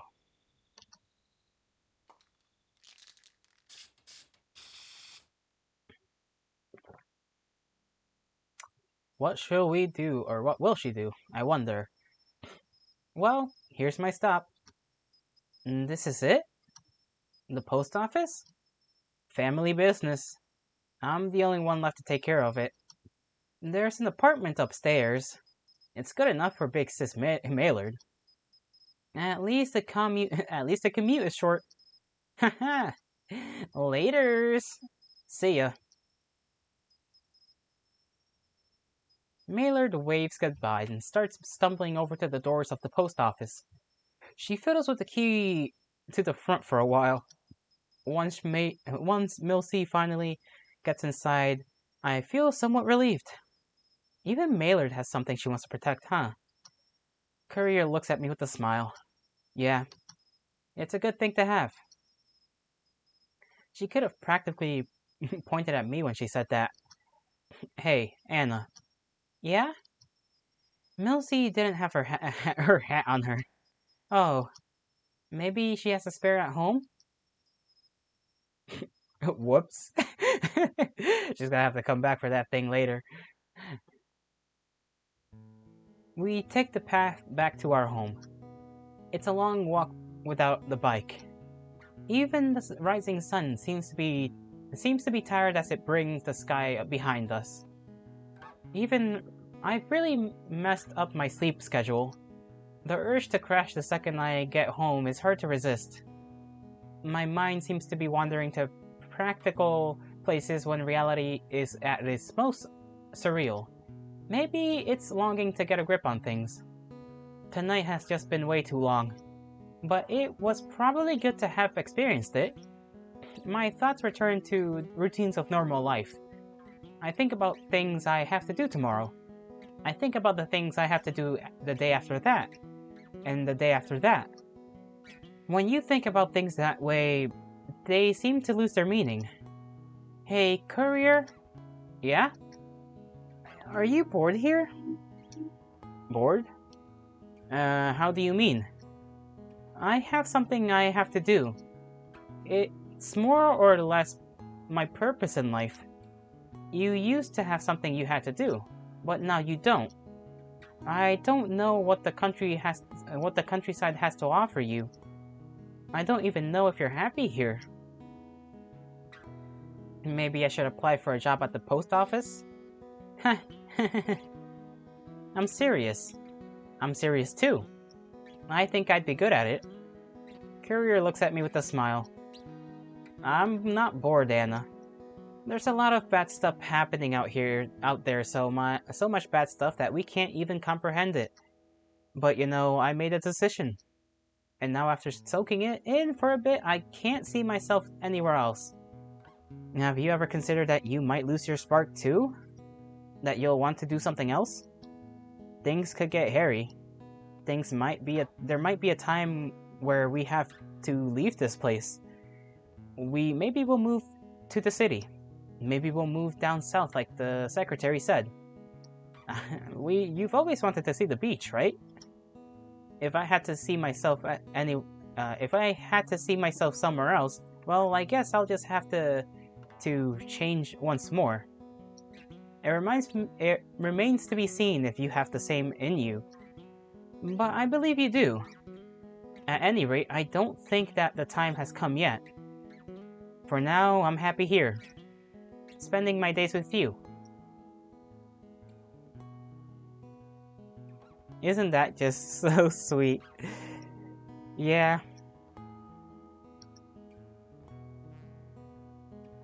Hey, say something or I'll feel weird.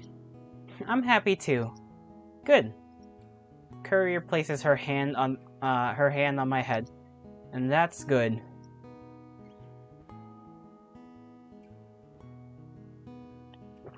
Indeed, it is good. The end. Maybe the story all along was just about not worrying about the big stuff. Right? It kinda, maybe. You could read it that way. I feel like I can read it that way. Don't worry about the big stuff going on in the world. Just worry about, what you're doing, what you can control. What is in front of you, rather than existential things, so you'll become a schizo, like you know. Okay, I'm just joking around. Caring about the bigger picture is at times important, but, for most people or the average person, that's probably not gonna work out all that well. And like and like said, well, I don't think that was the actual but that I think that's just Anna having a vision of when was talking and saying that, like, hey, I'll remember you because you remind me of what it's like when things are right. When things, basically saying when things made sense, when she wasn't in the mental space she is now because she is so focused on this bigger task at hand, right? Where she's clearly not having a good time, even though, yes, we know this is probably just a machination of Anna's mind and not the real If it was the real that'd be a little weird, considering the letter. But I do think that's what the message of this little epilogue might mean, or the story as a whole. Like, I mean, the title of the epilogue literally says "fools who don't heed warnings," and hey, that's not a bad thing. For at least in this case, in this story, being a fool and not heeding the warning is not bad. Sometimes you don't gotta worry about the bigger shit, the bigger things going on, you know? Sometimes just worrying about you, what you're doing, just the day to day, focusing on that is enough. And I think that kind of messaging is pretty damn good. Pretty nice, pretty wholesome and sweet.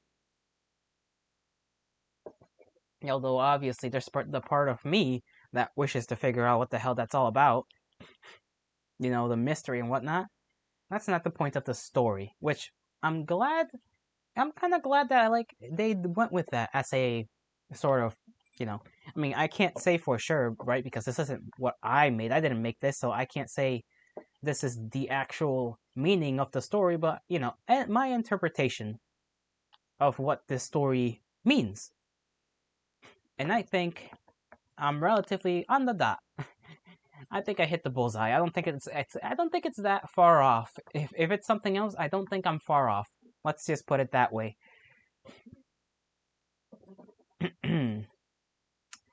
And that makes this game a total, at least my gameplay experience, about 4 hours. Although, some of that, to be fair, is just me talking about it for a little while. And man, that was a good story. I have to check out if this person has made more games. If the person behind it has made more, they probably have. Let us go back to where do I want to go back to? Shouting screen, right? Put this on. Bam. Ah. Ta ta ta ta ta ta ta. And that was Phone Girl, ladies and gents. Phone Girl, or sorry, not Phone Girl. Hello Girl. Name of the game, Hello Girl. If you guys want to play it, I suggest you do. It's very good. It's very good. I mean, it's a very good story. Man, let me check. Now I'm really curious. I'm gonna check on itch.io, which is where I got it, or itch.io as some people might call it, to see if this person has made other games. I'm pretty sure they have.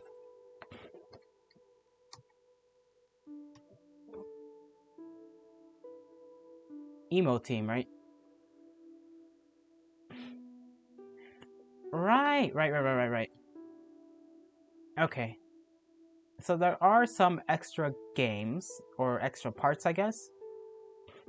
I remember downloading one of these one. Let me see if I can.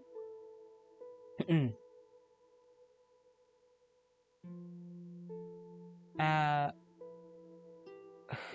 okay. Is it this one? Oh no, right here.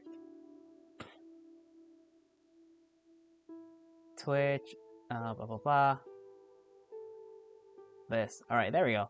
Now you can see what I'm looking at. If I can correct this. Bam. Okay. I I know I downloaded Good Morning is a Social Construct, so that is one that you will see me play in the future. There is Cavaya Local Maximum, Danpa Rabbit Stuck in the Wilderness. That one's gonna be interesting.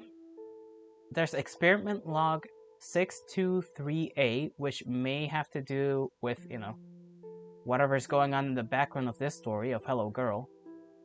The team, by the way, literally called IMO Team or Emo Team. There's their tags. They got a Twitter. They got, Mailard Love. It's a shade. Hold on. I want to see if this leads to something. I'll check that out myself. Hold on.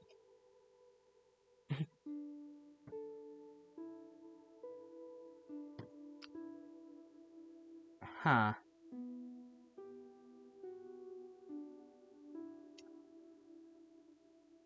It seems to be a sort of website for IMO Team. They have a different project. I mean, not a different project per se, but local maximum. There seems to be a different version of a previous game, maybe, of Kavaya local maximum. There's a bit about the team. There's an about page, which is very nice, very cool. There's the mailbag.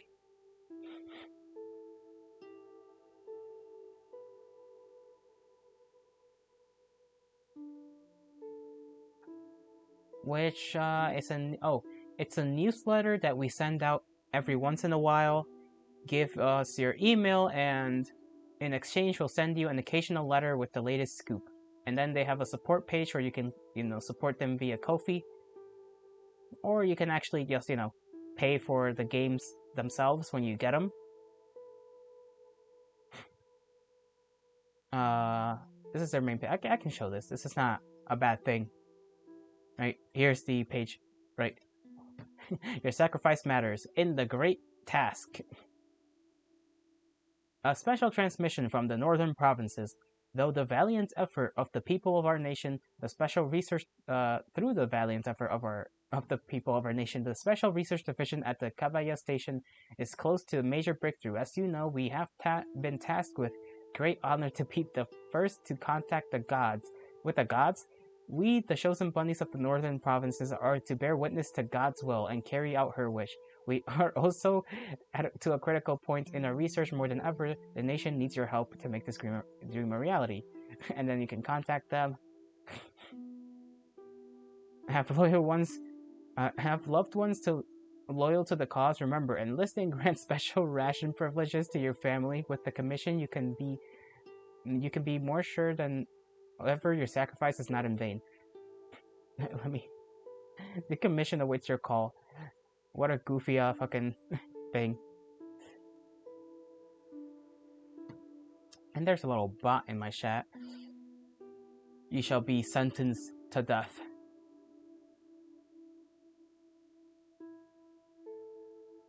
There we go. Took care of that.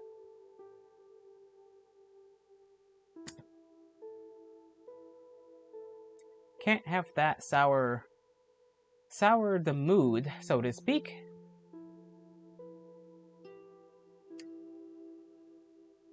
Let me check this contact page. I'm pretty sure that might just be the maybe it's an email or something. I don't know.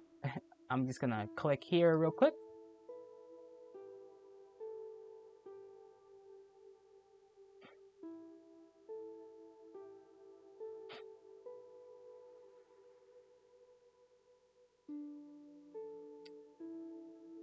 No, okay. It just seems to be it just heads straight to the project page right there, as you can see.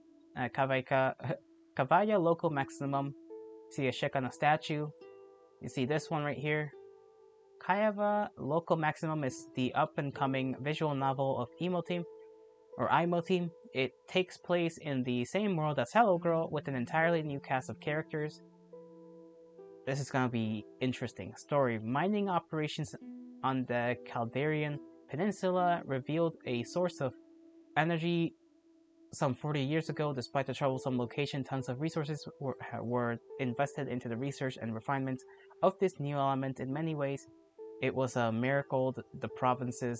The northern provinces had been awaiting for power generation, transportation, weapons, a promise of a better world. In an explosive moment, optimism swept by the nation. Suddenly, the whole world seemed within reach, and we were ready to claim it. If only we could perfect this technology, we could find our perfect candidate. So here I imagine is the work in progress. It will be published on itch.io and maybe Steam when it's ready. And it is, I'm pretty sure, ready. So you can maybe get it, or maybe it's not ready yet. Maybe it's like a work in progress is out, like a demo.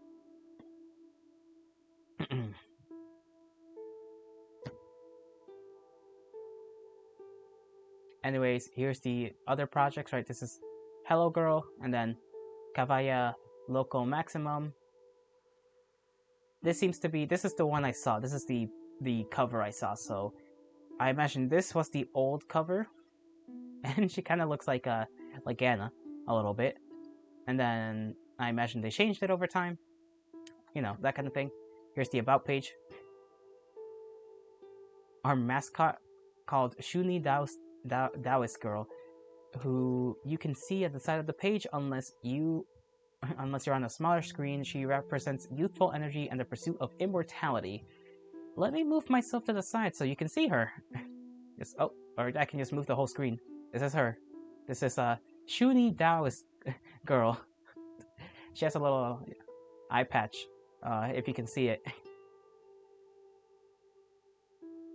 Which is a little funny because who else do we know covers an eye and talked about very Shuni stuff? That's right, you know the schizo. That's who. Is there a connection there? Or just a coincidence? Probably just a coincidence. Or maybe not, who knows? They could have just said, hey, why don't we just like place our mascot in the game in a sort of indirect way. Very memorable character, that is. You know. Here's the founders. We have been here since the beginning. Writers and directs usually calls the shots. Mary, de facto leader and creative director of the group, master of non-particular skills, but dabbles in most. Folly master, likes world building, music recently. Good at motivating people and bringing ideas to light. Is out to finish what she started. There's a bunch of information. You know, contact, I imagine, some of it, Twitter, right? Mentha, drawer, sometimes writer too, but she's always drawing.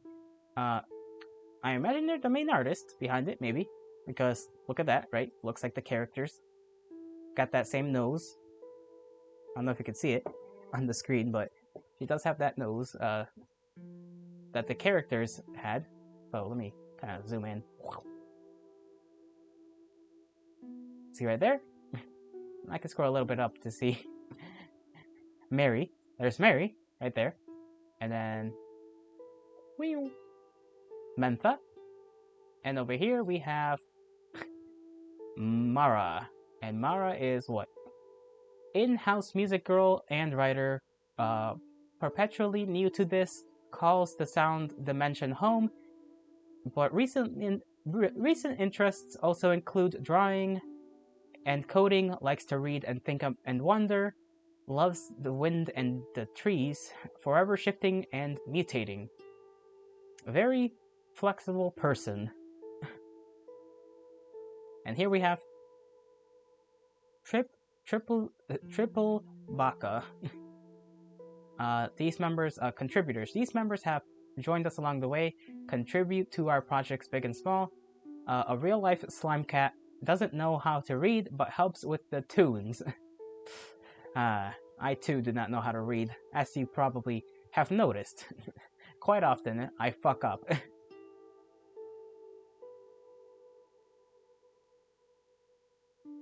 me place this back there. Here, there's more people. There's still quite a bit on the page. I'll zoom back in. And we'll just go like this. Kind of make that more noticeable. A lot easier to look at. Soap drip. Musician 3/4, so fucking ready to make a music. We have written, just a musician passing by, and some other things also. Who, won't you lend me your robe of moss? A little odd of a request. Then we have a Cuttlebone. Hiya, I'm an artist. I like astronomy. Very cool. Localization. Nana. Hyperactive robot and self-proclaimed translator. We got Maillard Mildew. Huh? What? I don't know what a dojin is. I just help out with the mail. Support team. It's just Maillard. Maillard, our beloved. Everybody and their mama loves Maillard. Alright?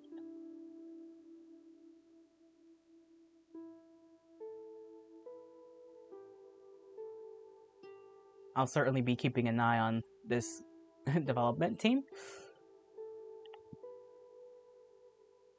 Here's the bag, like I said, the mailbag, where you can, it's basically a newsletter of what they're doing.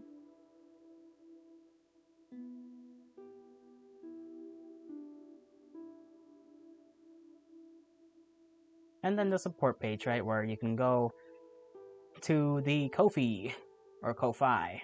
It's probably Ko-fi, now that I think about it.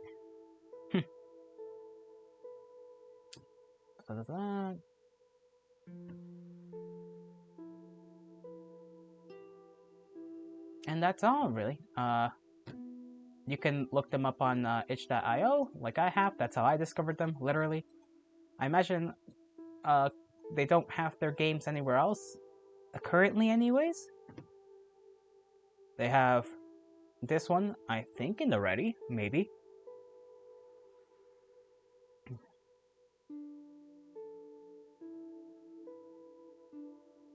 Right, 40 years ago. Nation, we already read this. Perfect candidate. Right, not ready just yet. It's not ready just yet. Right? But it's there, so if you're interested, sign up for their newsletter, and you know, I'll probably remember to check up every now and again on the on the team, see if the work's been done. They're cool. I like it. I like this shit. You know me. I'm a man who loves the passion and of creation, and these small development teams just embody that very well with their work. So I can say I enjoyed their work, and I'm very much waiting for their next one. Like I said, there's also one other game that's technically I think you saw it down there where they said it was featured from their members, which was a Good Morning is a Social Construct. I'll be playing that, even though that's technically, I think, anyways, not a part of their thing. They do endorse it, so maybe somebody on the team specifically had made that, and so they are like, hey, here's my thing, or here's their thing. Or, wait, let me see. Merlin F. Paisley.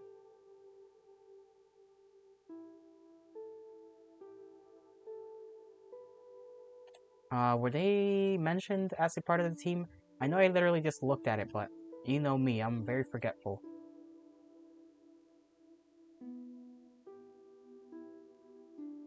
Uh,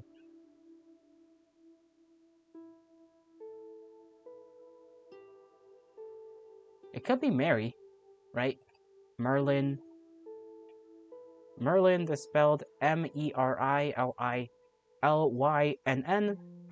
Paisley. So Mary, right? Mary is the de facto and leader, creative director of the group. So literally, literally the head of the group. And considering uh, their art style, now I can see, yeah, that's definitely her, her thing. I mean, okay, and I don't mean that in an insulting way or anything. I mean, like, literally, look at the. I'll show you, right?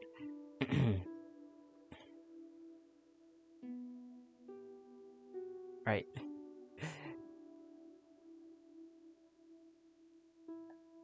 Look at look at this, right? Look at this art style, and then look at this at the art style for the profile. They're literally the same fucking thing. So enough clues, right? I would imagine I've given enough clues, and I know it's a little you can't really tell all that well because it's a little bit lower, but there. Maybe if I do this and go up here like that, you can see it on OBS a little bit easier. Yeah. Okay, now I can switch between the two. It's like it's pretty blatant. It's pretty damn obvious now that I look at it. Now that I get the synapses fucking firing and going off like an eight piston engine. I figured it out. The most basic of things. That Merlin is in fact Mary. Maybe.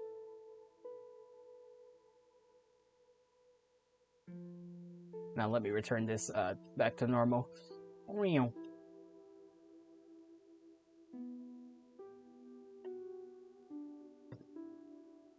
And go back to the shading screen. Now we're just kinda yapping. We're just kinda yapping for the sake of it.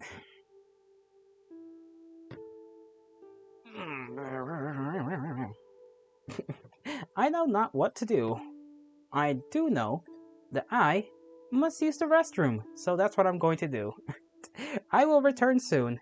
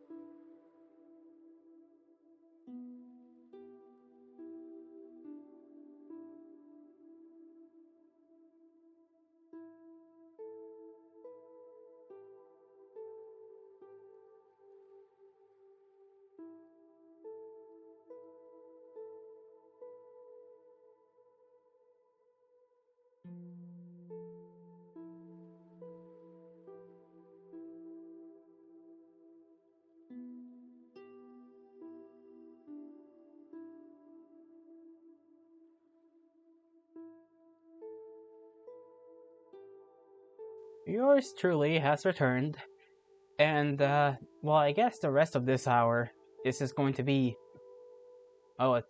just chatting stream, I guess? Not really much to do now. I don't have anything planned. That was it. That was the game. Oh, I gotta write it down. That's right. I first have to turn the lights on because it's dark in here. Quite dark, actually.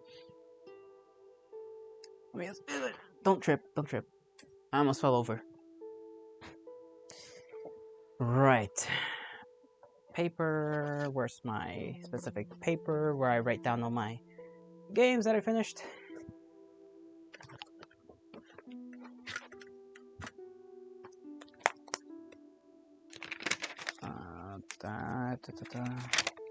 Games finished. Here we go.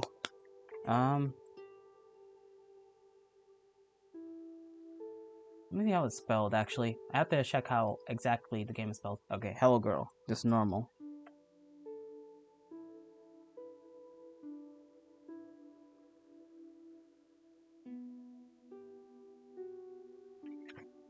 There we go. Dunzo.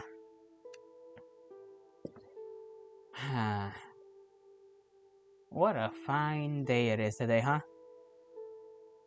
I'm surprised. Well, I shouldn't be too surprised, but it is that time of year where things get quite dark rather quickly. Let me place this back there. Put the paper on top of that. Which paper is this anyways? Right, this is the paper I write down random thoughts to mention in my little talk sections. Not that they're ever all that long, usually maybe 20 minutes.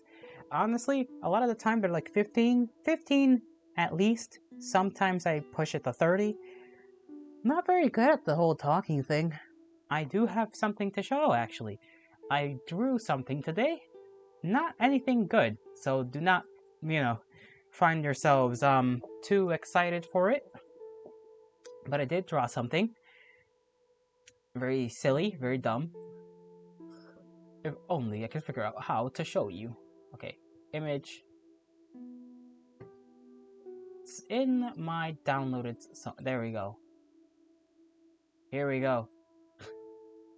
Look at this thing. Look what I drew. The stupidest fucking thing I could have drawn. This is what I've made. This is the length of my artistic endeavors. The extent of it. Me at, like, max capacity. The creature, as I like to title it. This image of myself shall be known from henceforth as the creature. Because, I don't know. I don't know. I just made something stupid. And put that in the corner. There we go. Where it deserves to be. Can I kinda place myself above it? There we go. That works out just great. I can put myself in front of images instead of putting the images in front of me. What a genius piece of mind! I'm not a genius. I'm just being hyperbolic and trying to weave something together that may be slightly entertaining to some.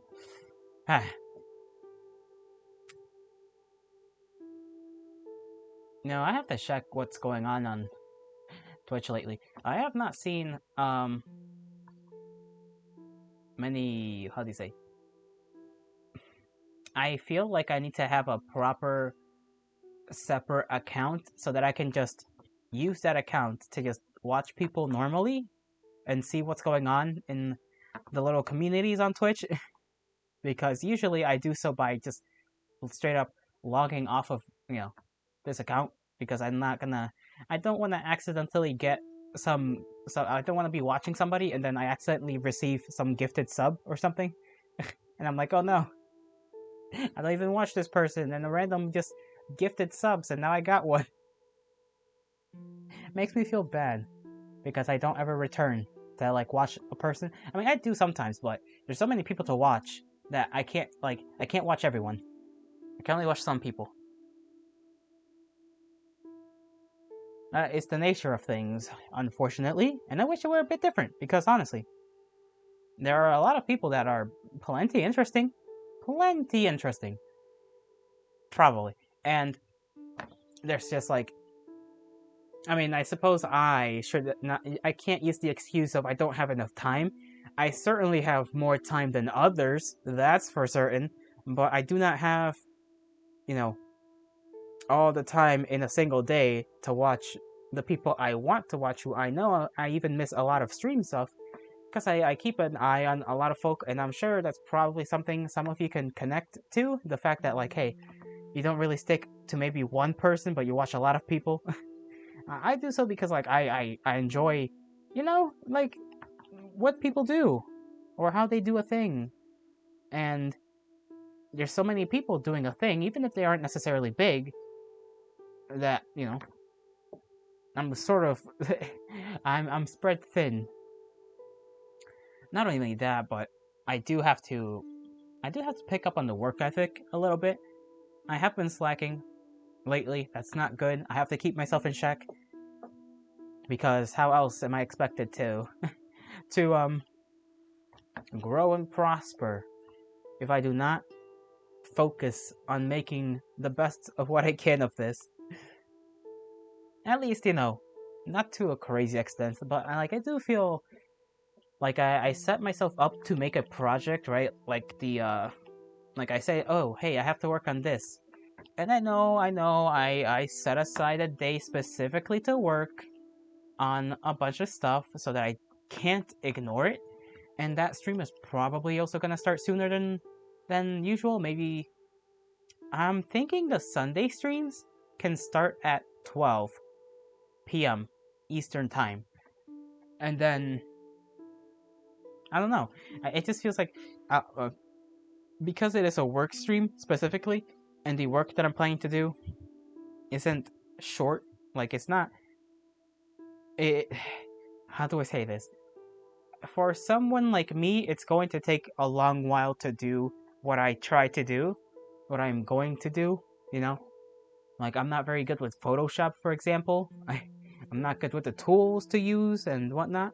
So it's gonna take me time, and so I think if I start out earlier, I won't have to worry about the 3 hour sort of pause I put on myself. The 3 hour time frame. That's the word that I put on myself, and I think that should be fine. Hopefully, and hopefully, I also get a lot of. I have a fair amount of confidence that I will get a lot of work done, or a fair amount, anyways. Just a fair amount. I do also have the rest of the week. I forgot what I'm doing for the rest of the week. I know on Friday I have to play Cry of Fear, which hopefully I finish on that day. Schedule, here it is. Tomorrow I have Arya's story, and then Cry of Fear. Then Saturday is a work day. So there's that. Saturday is the work day, and Sunday is an anything day. So, not sure what to do. Like I said, I have to be careful with giving myself and like a variety stream kind of day because me being the kind of guy that I am, if I don't have something lined up, my brain, like, it's dumb. My brain is smooth. It's not wrinkly in any way, shape, or form. So like any ideas will just slide off. They will not retain themselves in the spot in the moment, and then I can't. I'm just not good with on the spot stuff. Not necessarily, anyways. So, yeah. If I maybe can get myself a list of things to do for variety streams like that, then, it would be less of an issue because I would have a list of things I could possibly do and, remind myself that those things, I could do any one of them. Or maybe maybe it is some sort of decision paralysis type of thing where I do know what I can do. I just can't choose what I want to do. Maybe? Who knows? I certainly do not.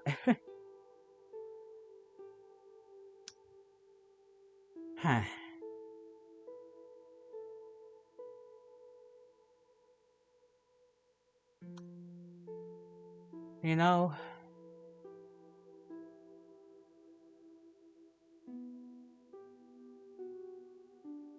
maybe I'm not gonna. I shouldn't say. Never mind. I'm not gonna say what I was gonna say. I don't want to come off as, I don't know, clingy. I guess,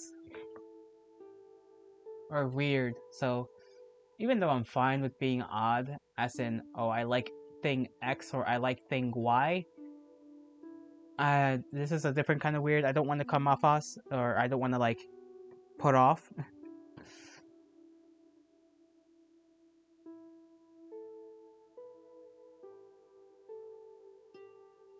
Hmm.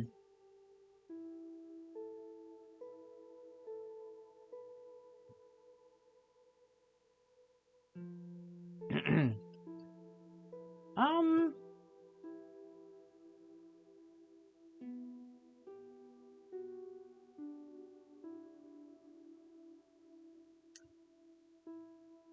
Yeah. I. Oh man, today I'm doing worse than I usually do. And I mean, if I point that out, I could listen. I know I'm a bit self-deprecating, often, but it's for a reason. It's because I have to find reason to laugh at myself, okay? At my own inability to do things. Otherwise, it just becomes plain frustration, and that does nobody good, right? It doesn't do me good. That I know very well. So I find my own lack of capability to make conversation to be more humorous than embarrassing or frustrating. At the very least, I try to make it so. There are probably things to talk about. Um, I suppose this just blatantly shows I'm not that interesting of a person. Which, isn't inherently a bad thing. It just means I have to, one, do things, and two, articulate words better. Articulate words well is how it should be phrased. Not articulate words better. That just doesn't flow right. I have plenty of clothing in my closet which I have not used in such a long time. And partially, part of that reason is because I don't really go anywhere. Now, I know that's probably not the most surprising thing that I don't really go outside all that much or do things outside of, being in these great golden fields behind me, but I really don't. Like, I just pop in, I check on what people are doing that I find, interesting for whatever reason that pique my curiosity.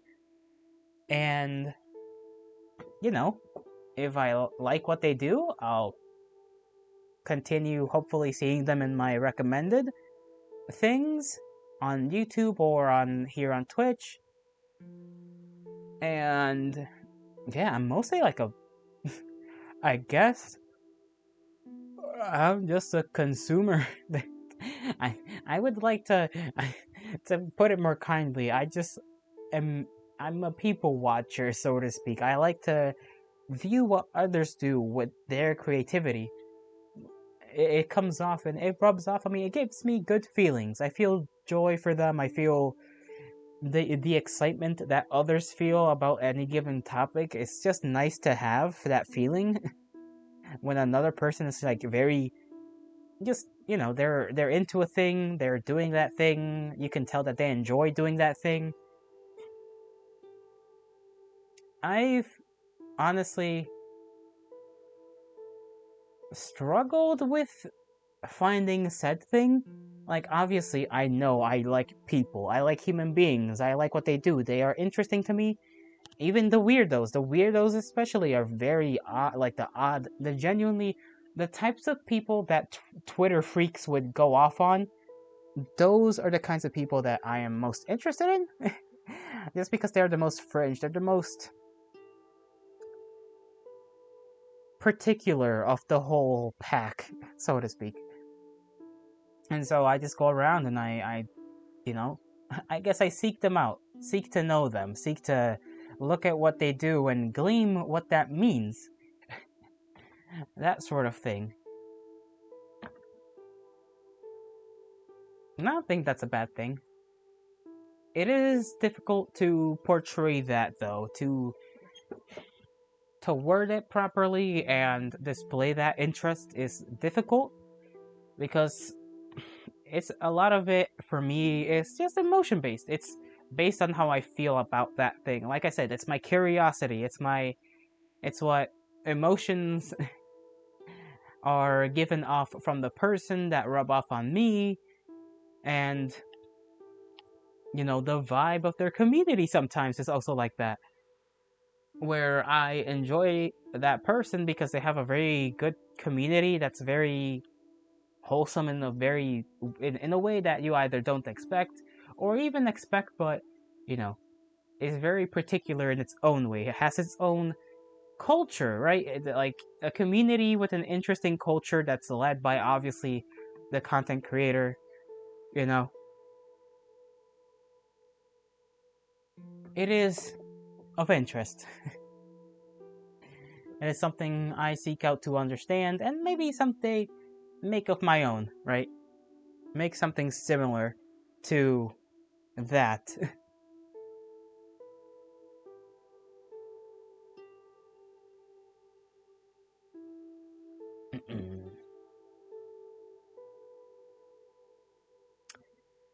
What else must I converse of, or must I explain myself for? I don't know why I made that voice. That's like my 50s newscaster voice or something. I'm very not good at voices.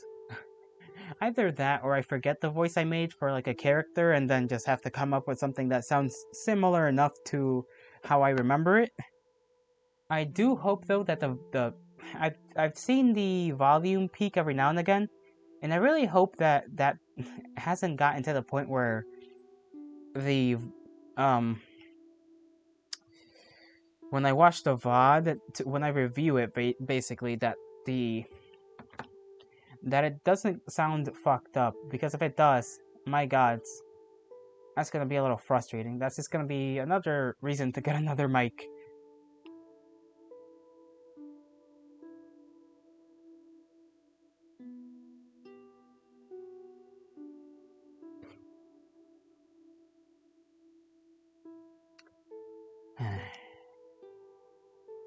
I suppose there are. I could talk about some things I wish to pursue, but the issue with that is that the more you talk about the things you wish to pursue, the less likely you are to actually do those things, because the energy you have to do those things has transferred from internal to external. And what I mean by that is that if you want to, let's say, figure out how to dance, right?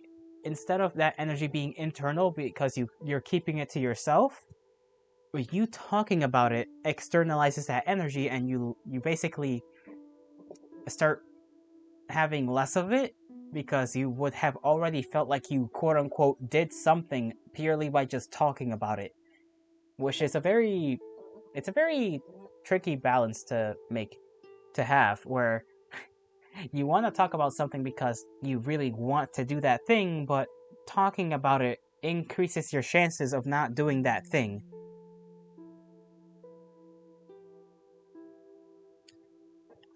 Hmm. Which I don't know if it's something a lot of people know about. That a lot of people may have a passion towards something and they talk about it a lot, but they never actually get down to doing that thing or becoming a part of that, like, group. If it's like, let's say, artists, right? You really want to do art and you talk about it a lot, like me, and you never actually get into it because talking about it makes your brain think you've done enough. Ah, The human mind. It's so weird and so fascinating. Quite the machine. It is quite the machine of squishy gray matter stuff that probably taste very bland. Let's be honest. Human brains probably don't taste good. Gotta probably season the hell out of that thing.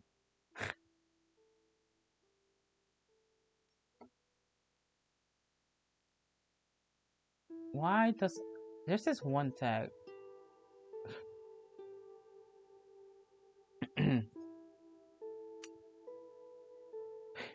My nose is like feeling weird again, just like yesterday.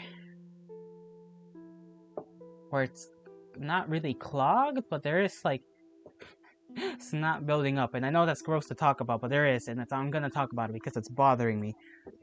Like, I keep having my nose semi-clogged up, where there's not really enough clogging or snottage or whatever you want to call it, mucus, to actually block it completely. But there's enough that, like, it makes breathing a little bit hard, and it makes talking just hard enough. Just hard enough. And that's usually part of the reason why I make myself a warm, like, drink, like a tea or something like that. Usually tea, sometimes, rarely will it be milk. Something hot, so that when I drink it, it clears my sinuses.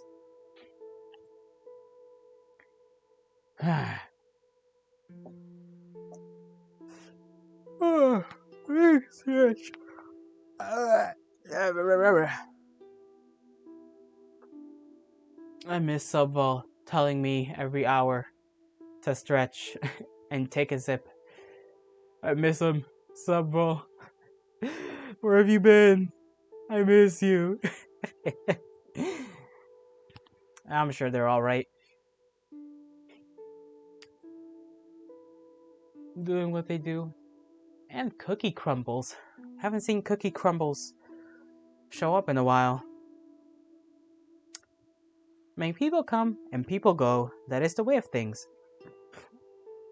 I guess, I'm the type to think on them. Maybe that's not the most healthiest thing to do, but I do, right? They're being as small as I am currently. I kind of don't have any other choice but to think on the individuals that, decide I am worthy of their time, even if it is for a certain amount of time. That will just be retained in my memory. That, hey, those people showed up and they followed and sometimes pop up every now and again, or more so consistently for some people. Some just pop up every now and again. Maybe they even check out my VODs, right? That's a possibility too. That maybe they don't check up on the streams themselves, but hey, I'm in their follow list and they check up on the VOD, see what I'm doing. Even that, it warms the heart. Warms the heart. Gives me a feeling I cannot express because I don't have the proper word for it. I'm sure it exists out there, but I just don't have it right now. Like I said, I was never... I'm not a poet. Poetry is not my forte. So, therefore, I can't necessarily explain how I feel about these things. Good feelings, for the most part. A little bittersweet, but good feelings. And hey, I mean, to think that I've almost reached, 10 followers in my 2 months of streaming, really. That's amazing. That's amazing. Because I started at the end of August, right? The very end of August, went through September, went through October, now we're on November, and my gods.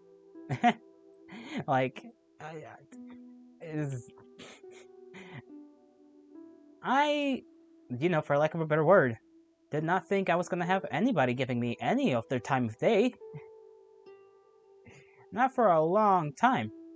And for a while, I will not lie, it did get to me that, for the first beginning days, I got pretty high amount of traffic of people, coming into chat and talking, and a lot of those people didn't show up again, but like that's fine, that's completely fine.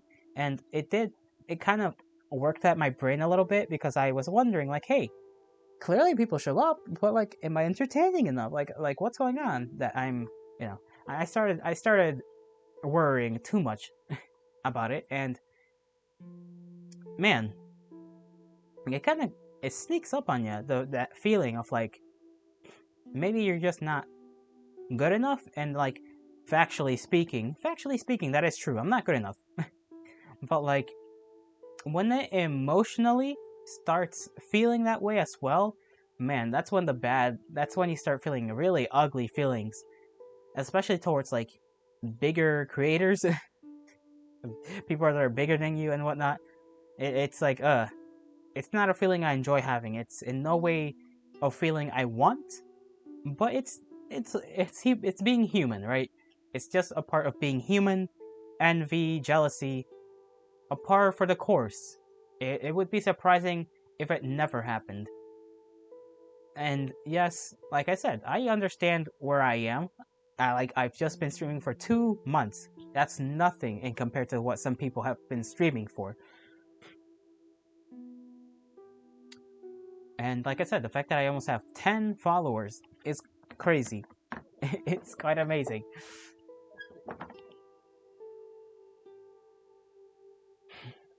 I know the threshold for Twitch is 50.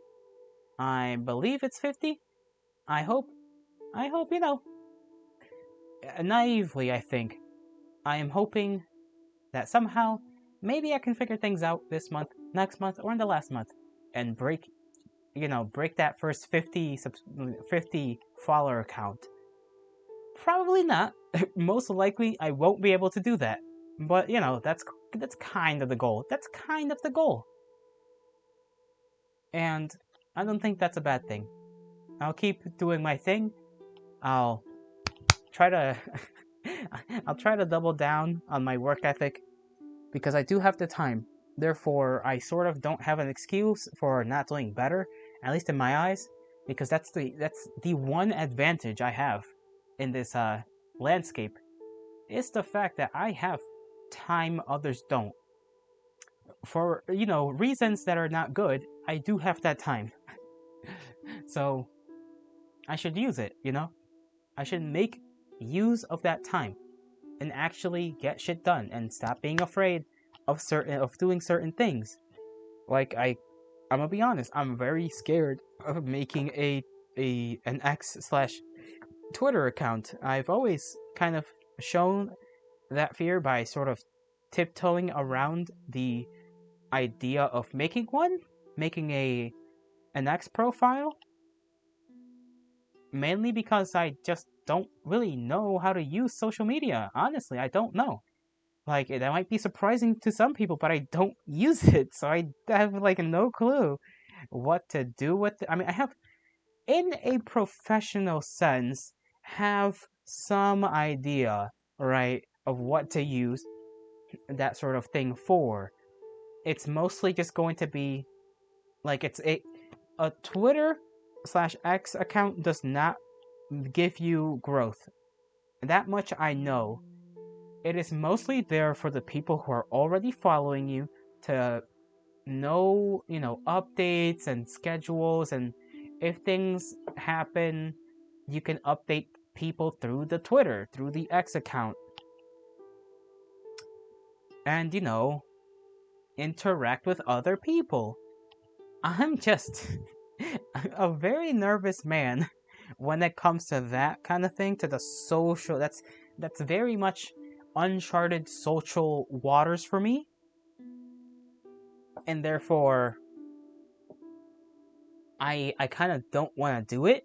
At least my initial thought, the point in which I will make one, in my opinion, and the one point in which I'm going to force myself to make a Twitter is if I pass that 50 follower threshold.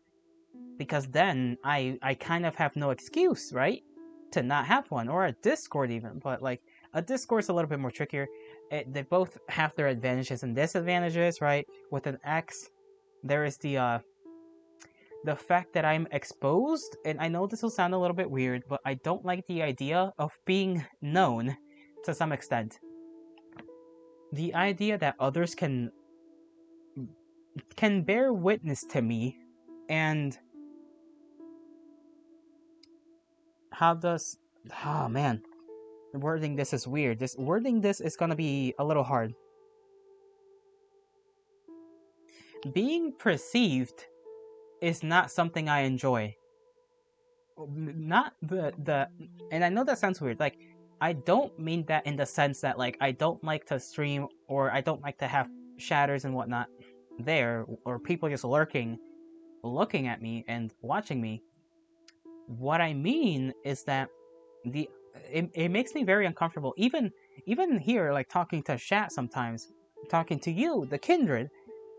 At times it's an uncomfortable feeling. I've managed to, and I'm kind of proud of this. I am okay enough with talking to people in chat, but the idea that random ass people can just look at me and like think something, like so many people, in theory a lot of people can lay their eyes on me and what I say, and then I don't know, like that makes me icky. That gives me like a strange feeling like in underneath my skin. Like I don't know, it's very off-putting to be perceived in that specific way, and that's something I'm gonna have to work at. I'm gonna have to do that someday. I'm gonna have to like make that account a thing.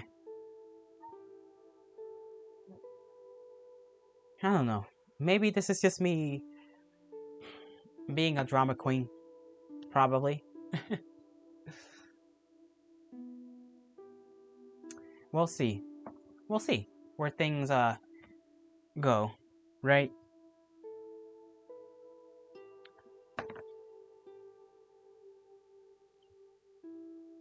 I'm sure all things will turn out okay.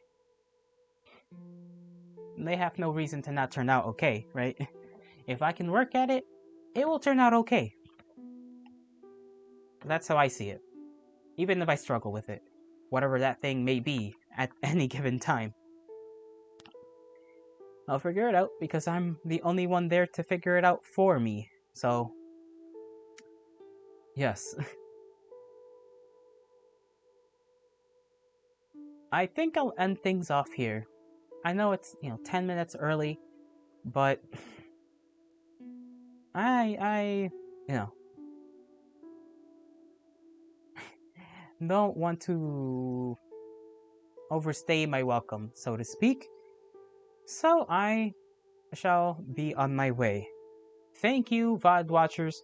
Thank you, lurkers. Thank you to anybody that may have been here live, right?